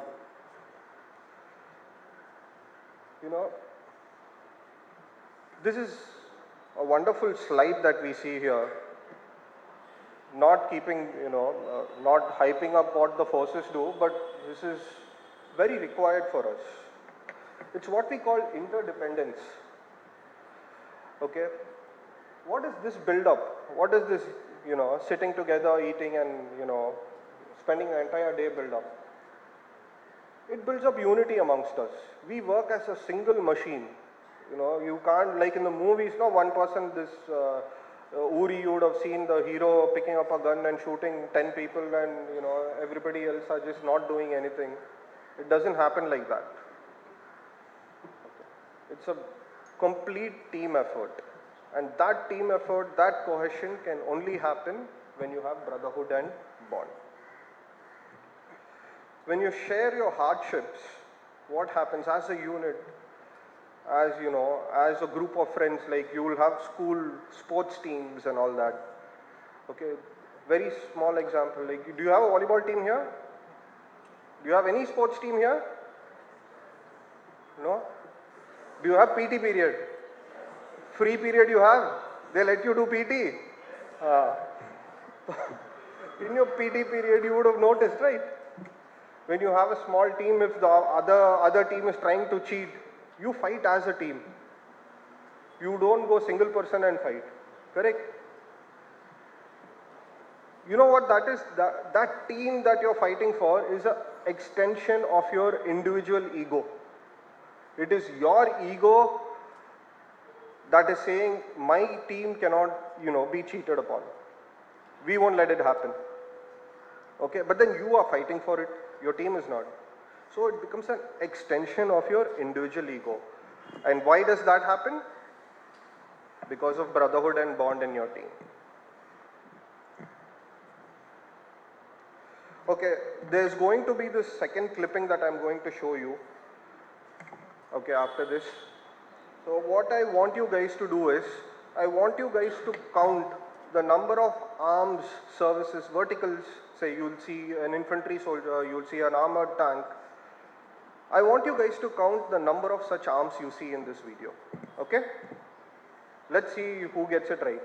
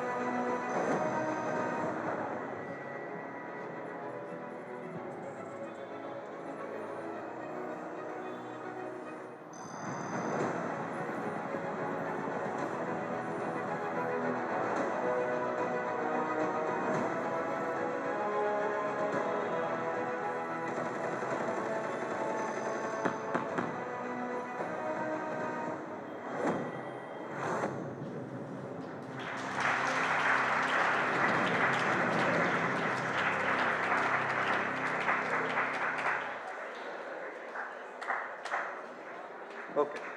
Okay, can anybody tell me how many arms or services you saw? I can see a couple of hands. Yeah, you can get up. Please tell your name and then you can.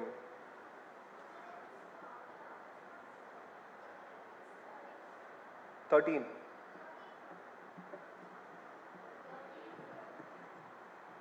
$30. Anybody else? I saw one more hand, yeah. Not individual. How many like arms, disciplines? 1-4. Anybody else?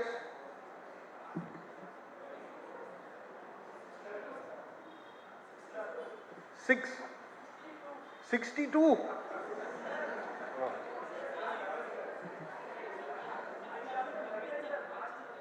Branches of the army. How many disciplines of the army did you see here?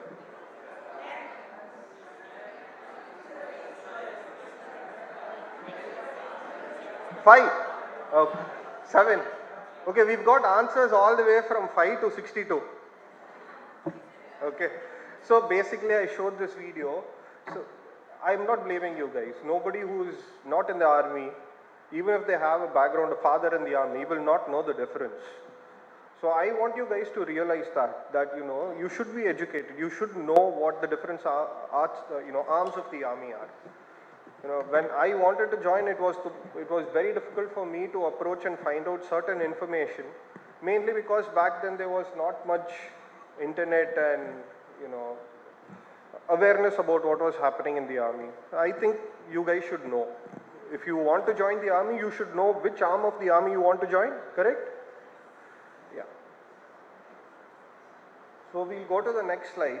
I'll show you what avenues and opportunities exist. How many are there in that video?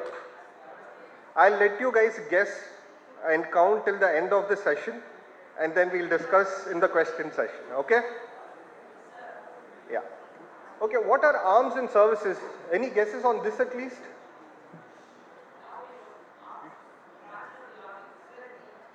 Okay. So, I'll explain what this is. These are two verticals of the army, okay? You have houses over here in your school. You are from X house, Y house, correct? So, something like that. Okay, you can take arms as the players and services as the coaches. Okay, arms are basically any discipline of the army, any branch of the army that is involved in combat. Okay, but that's not the only thing we do. To do combat, you need support, right? You need various other things to actually do that combat. So that is done by services. Under arms, we have fighting arms and support arms.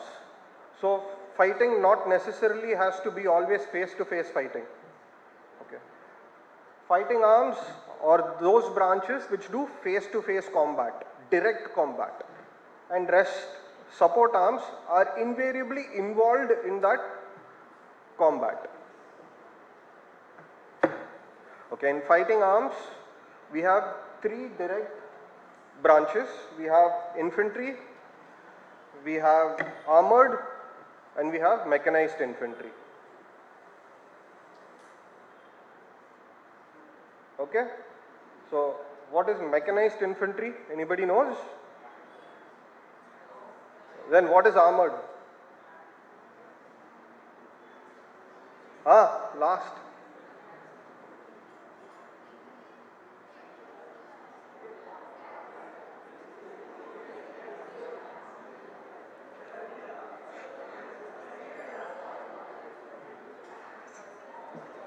Okay, we'll see all of this. Okay. So, as you guys all know, infantry is the actual soldier, the foot soldier, the person who has the weapon, the person who's firing the bullet. He is called an infantry soldier. Okay. It is the most difficult job. They call queen of the battle. You know why they call queen of the battle? Because like in chess, they are the most powerful arm in the Indian Army.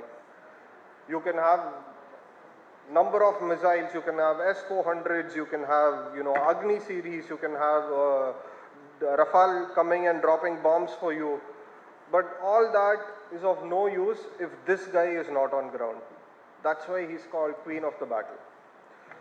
It is the largest arm in the Indian Army and primarily responsible for destruction, capture of enemy and holding of ground. Okay. So you have various regiments here. You have Assam regiment, Bihar regiment, XY, so many regiments are here. Okay. But they are also broadly classified. When we say Assam regiment, it is one of those units that is purely oriented to that ethnic group. Okay. But if you look at, say, para regiment, okay, para regiment is a mixed ethnic group. Okay, so there are various such units that are there. But broadly, it is good if you know what infantry is.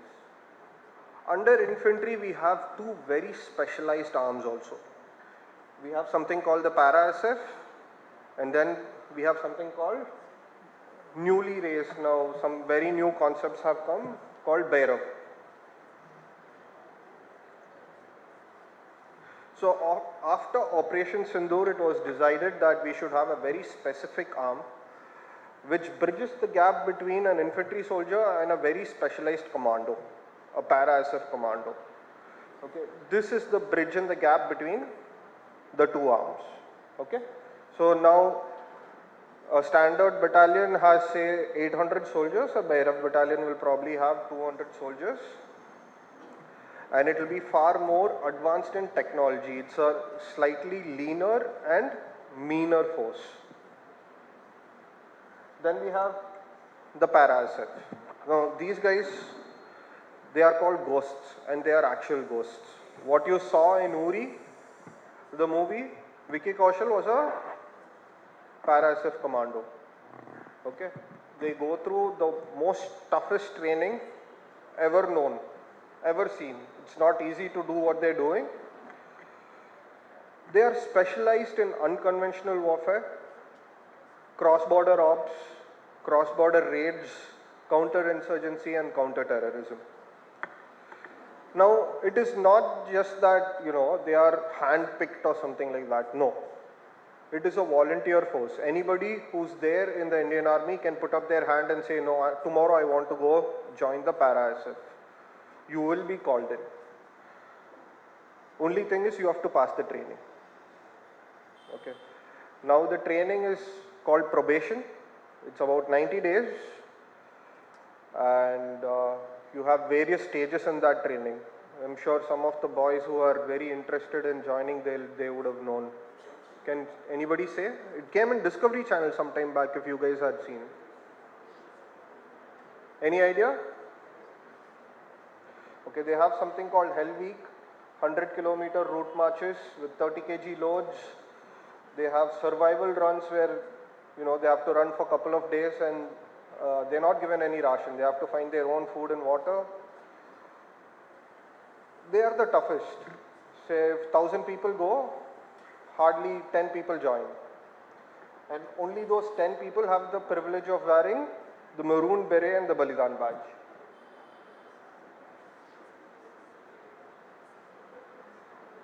Okay. Next we have the Armored Corps.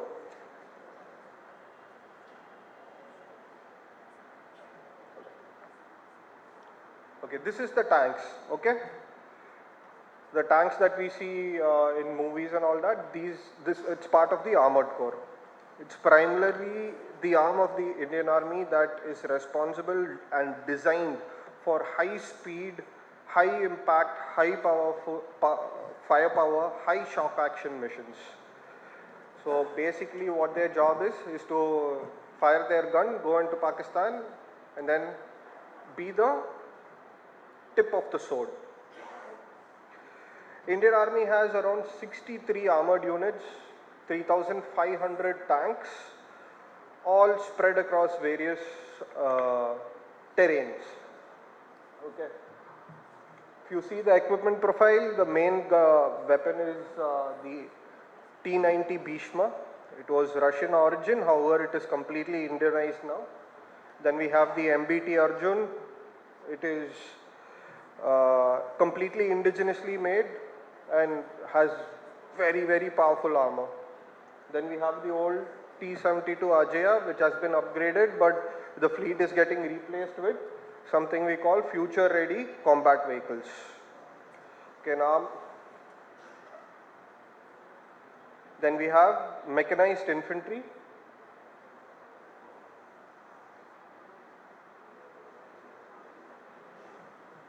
Okay, what is mechanized infantry? It is basically infantry who's been given a tank. What he does, he has, instead of a proper gun, he has a modified gun, he has a smaller gun, he has missiles. However, he is transported right into the battle and doesn't have problems in doing so because he has armor protection. Okay, we have around, again, two main units which are further segregated. They're called the Brigade of Guards and Mechanized Infantry itself. They have 2,500 infantry carrier vehicles and they are broadly classified into these two, BMP-2 and Tata Kestrel. Okay. BMP-2 is otherwise called Sarat. Okay, broadly these are the three fighting arms. To support them in combat we have support arms. Okay, there are 5 support arms.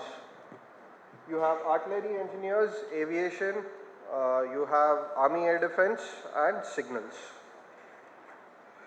I won't be spending too much time on these. We'll finish it off fast. Artillery, like all you guys know, it is the guns. It's called the God of War. Okay, we have a wide spectrum of guns. We also have the vectors with them. Basically all those big missiles, they are held with artillery. We have engineers, mainly responsible, they are the first one to get into battle and the last one to get out. They call the sappers also. Why they call the sappers is because erstwhile, when wars were fought long time back, trenches were being made, and the trenches were being made by somebody called sappers. So they adopted that name from there. Otherwise, you would have heard of Madras sappers, Bengal sappers, and Bombay sappers. These are the three wings of engineers. They are mainly responsible for what we call mobility, survivability, and counter mobility. So anywhere you have an issue with mobility, you know somebody has blown up a bridge, they'll come and build it for you. Anywhere you want to blow up a bridge, they'll do it for you. Okay.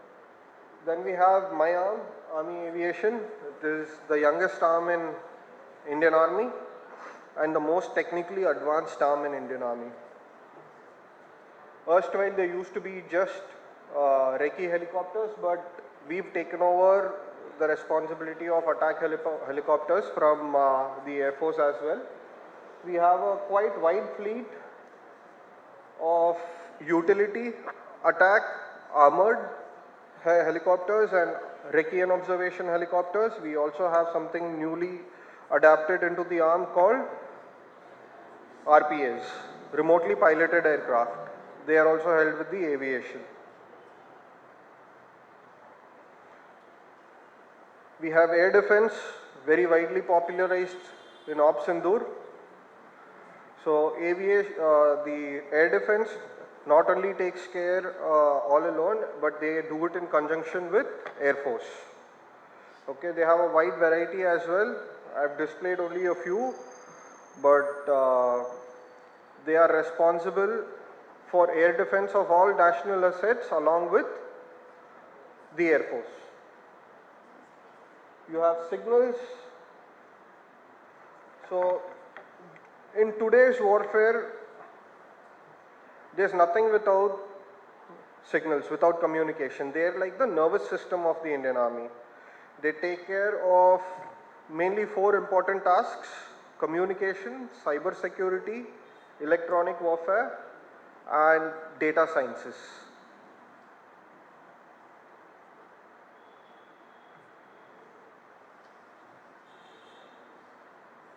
Okay, other than this, we have services. So services are the backbone of the fighting arm. All right, you have your medical corps, dental corps. We also have our own legal corps, intelligence corps. So they're all broadly classified as service arms. Okay, totally we have, I think, around 10 service arms that are there in the forces. Okay, now can somebody tell me how many arms you saw in that video? Again, you want to see the video?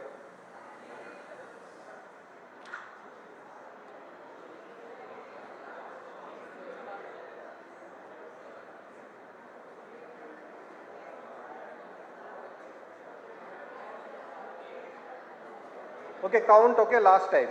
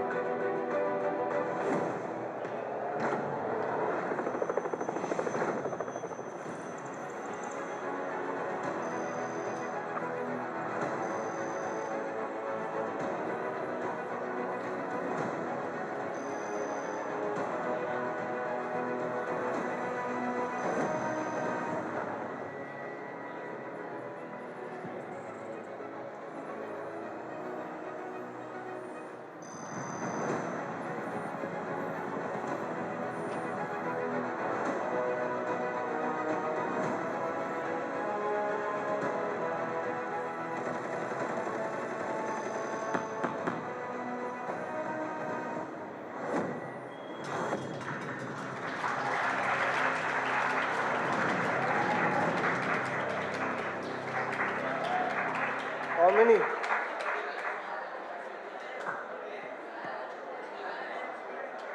Not 11. Not 12. Who said 10? What are the 10 arms you saw? No, there are 10 arms. 10 arms in this. You can see 10 different branches of Indian Army in this video. Okay, somebody over here said 10. Wild guess or you know what the 10 arms?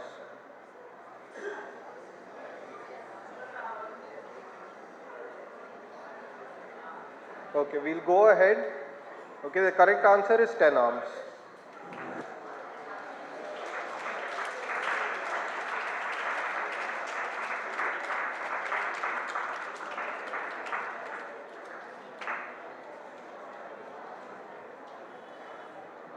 Alright.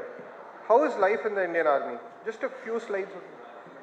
Just 2 more minutes. I'm finished.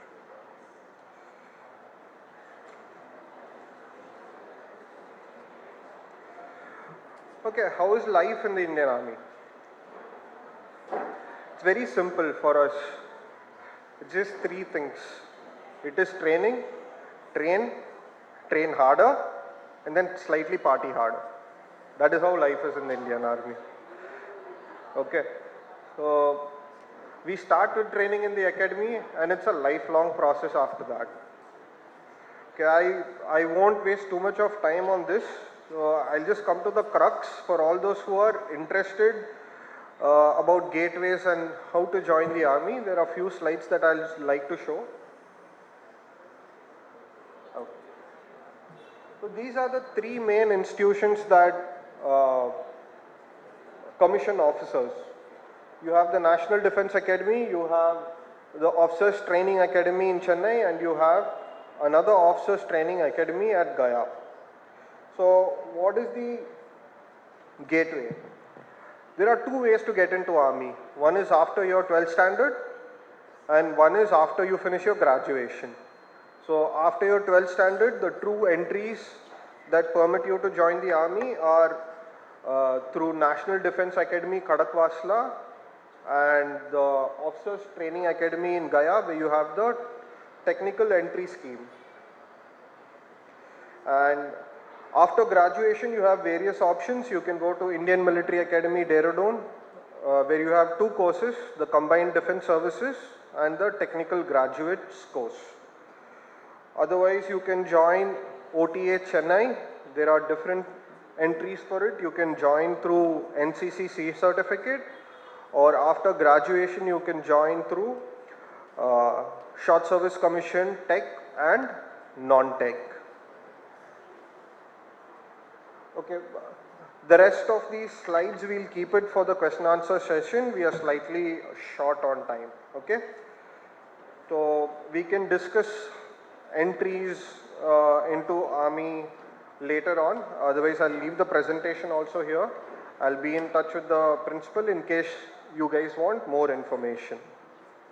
Okay, with this, I'll finish my session here. I'd like to thank the 75 batch for the opportunity.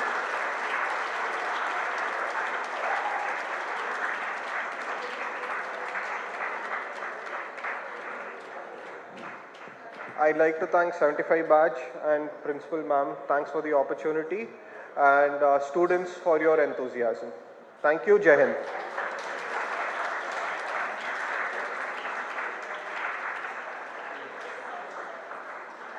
We are running a little late for your lunch, I believe, so we'll just restrict to 2 questions, or he'll be happy to answer them.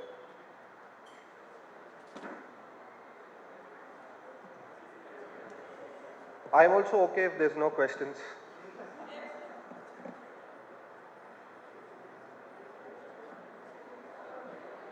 Yeah.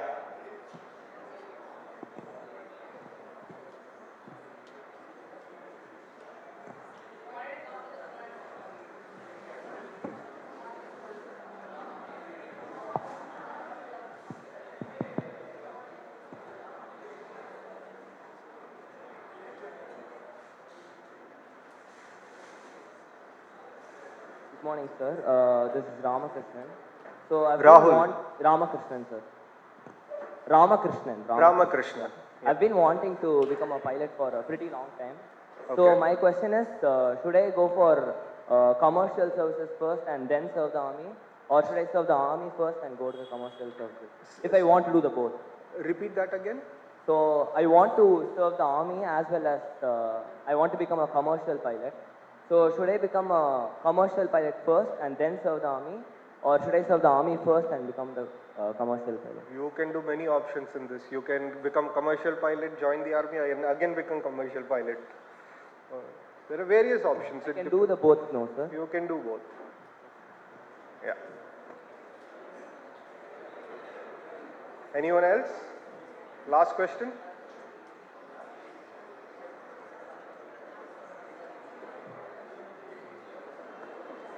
Okay.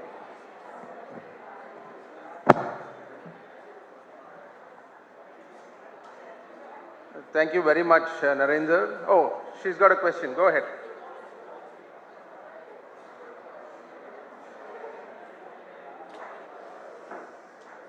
Sir, can you talk us through the quantum communication? Like, what is it about? You saw it in the video? Yeah. Alright. It is part of the core of signals. They are responsible for mainly 4 verticals in the Indian Army. They take care of communication, they take care of cyber warfare, they take care of electronic warfare, and they also take care of data sciences. So it's a broad spectrum arm. Under communication, to save our own communication from jamming and to jam the enemy's communication, they employ various means. That was part of that.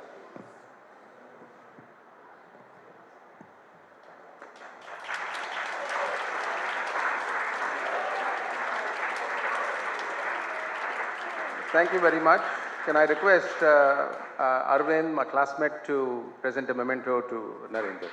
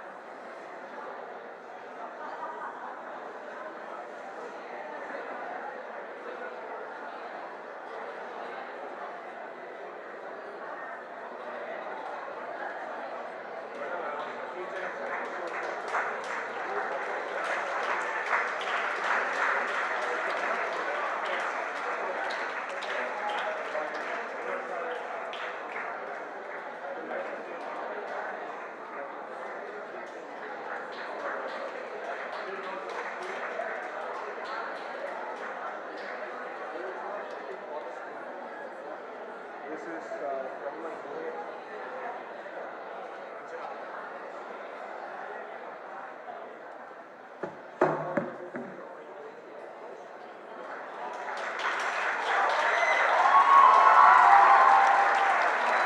Say what this is. It's a small momentum with my unit badge for the school. Okay, I'll hand it over to your principal.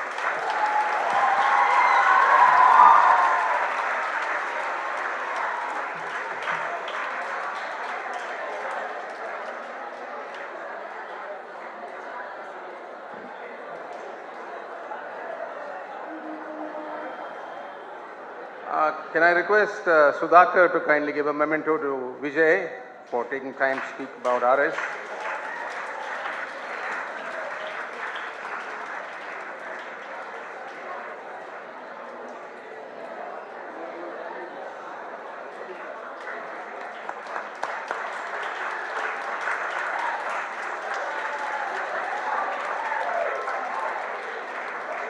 Thank you all. I hope you enjoyed it. The principal would like to present an vote of thanks. Vijay?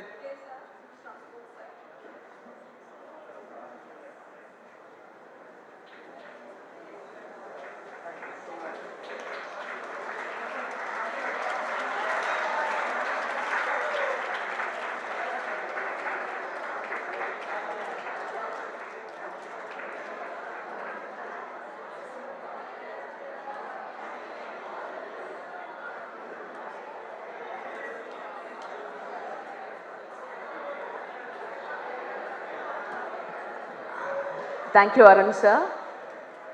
Good afternoon to everybody present here. In 2020-24, I think that's when Arun Sardi sir and his batchmates came and asked, does the school have any bucket list? Because they are going to celebrate the 50th reunion. So when he asked me that, I told our bucket is overflowing. We have too many things to be done. So of the things we told, he chose solar panel. He and his team chose solar panel. And last year they've installed 50 kilowatt solar panel, which takes care of the electricity in the high school. So generally when a batch comes forward, normally they just do one of the activities for the school. And so nice of this batch, they came forward with 2 more activities, and this shows the relationship they have for the school, the contribution giving back to the institution which has shaped them. The one was a memorial oration of the then principal R. Srinivasan sir. They are recalling the memories of sir after 51 years. So today also they spoke about him. That shows the impact the sir has created in the lives of the students. So that session was mostly meant for the teachers. So we also want our children to remember us after 50 years, 75 years. We hope we also do that way.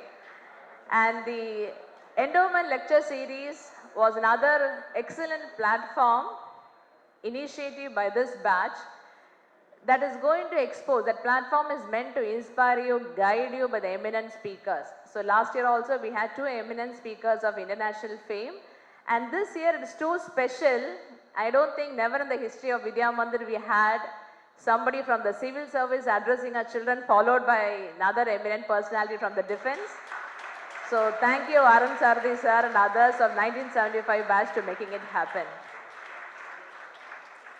On behalf of Vidya Mandir, I'd like to extend a deep gratitude to Tirumurti sir. He is a diplomat in career, not just in career, in a professional life also, professional and personal life. He is a committee member. You all should, maybe it's there in the profession, his nature, when he talks to people also he is very firm in putting things across. He talks in a very diplomatic manner that works very well in a school committee, management committee as well. So thanks to you, sir, and thanks to our Lieutenant Colonel Narendran. Again, I don't remember, I've been in the institution for 21 years now. I don't think in the near future we had somebody from armed forces coming and addressing. We were all dreaming for that, and thanks to again batch of 1975 making it happen. Thank you so much.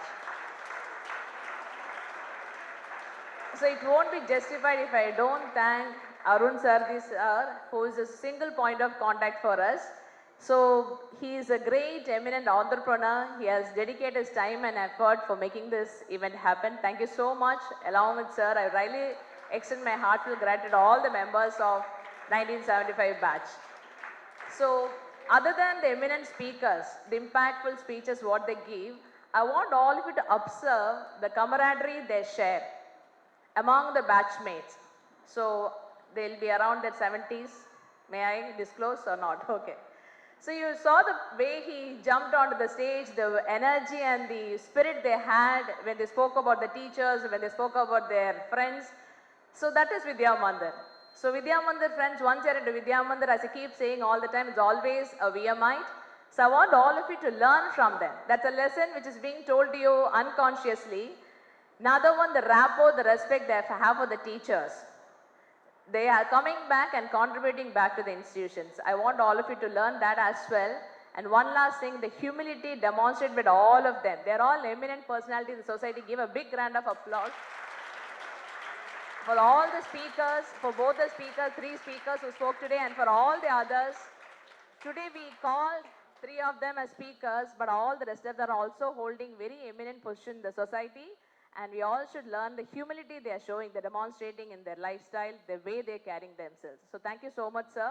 And thanks to my students for patiently listening.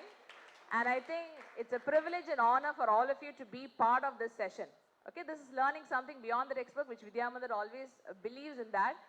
So textbook, yes, of course, the curriculum, but there's something beyond the textbook which all of you need to know, and the exposure, what you got, I don't think you'll get anywhere else. And thank you teachers for helping me organize this event, and thanks for the sub-staff who have made this event possible. Thank you. Thank you so much.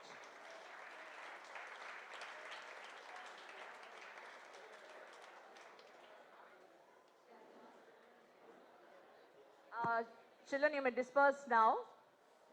I request one row to move first and followed by the second. One of you wait.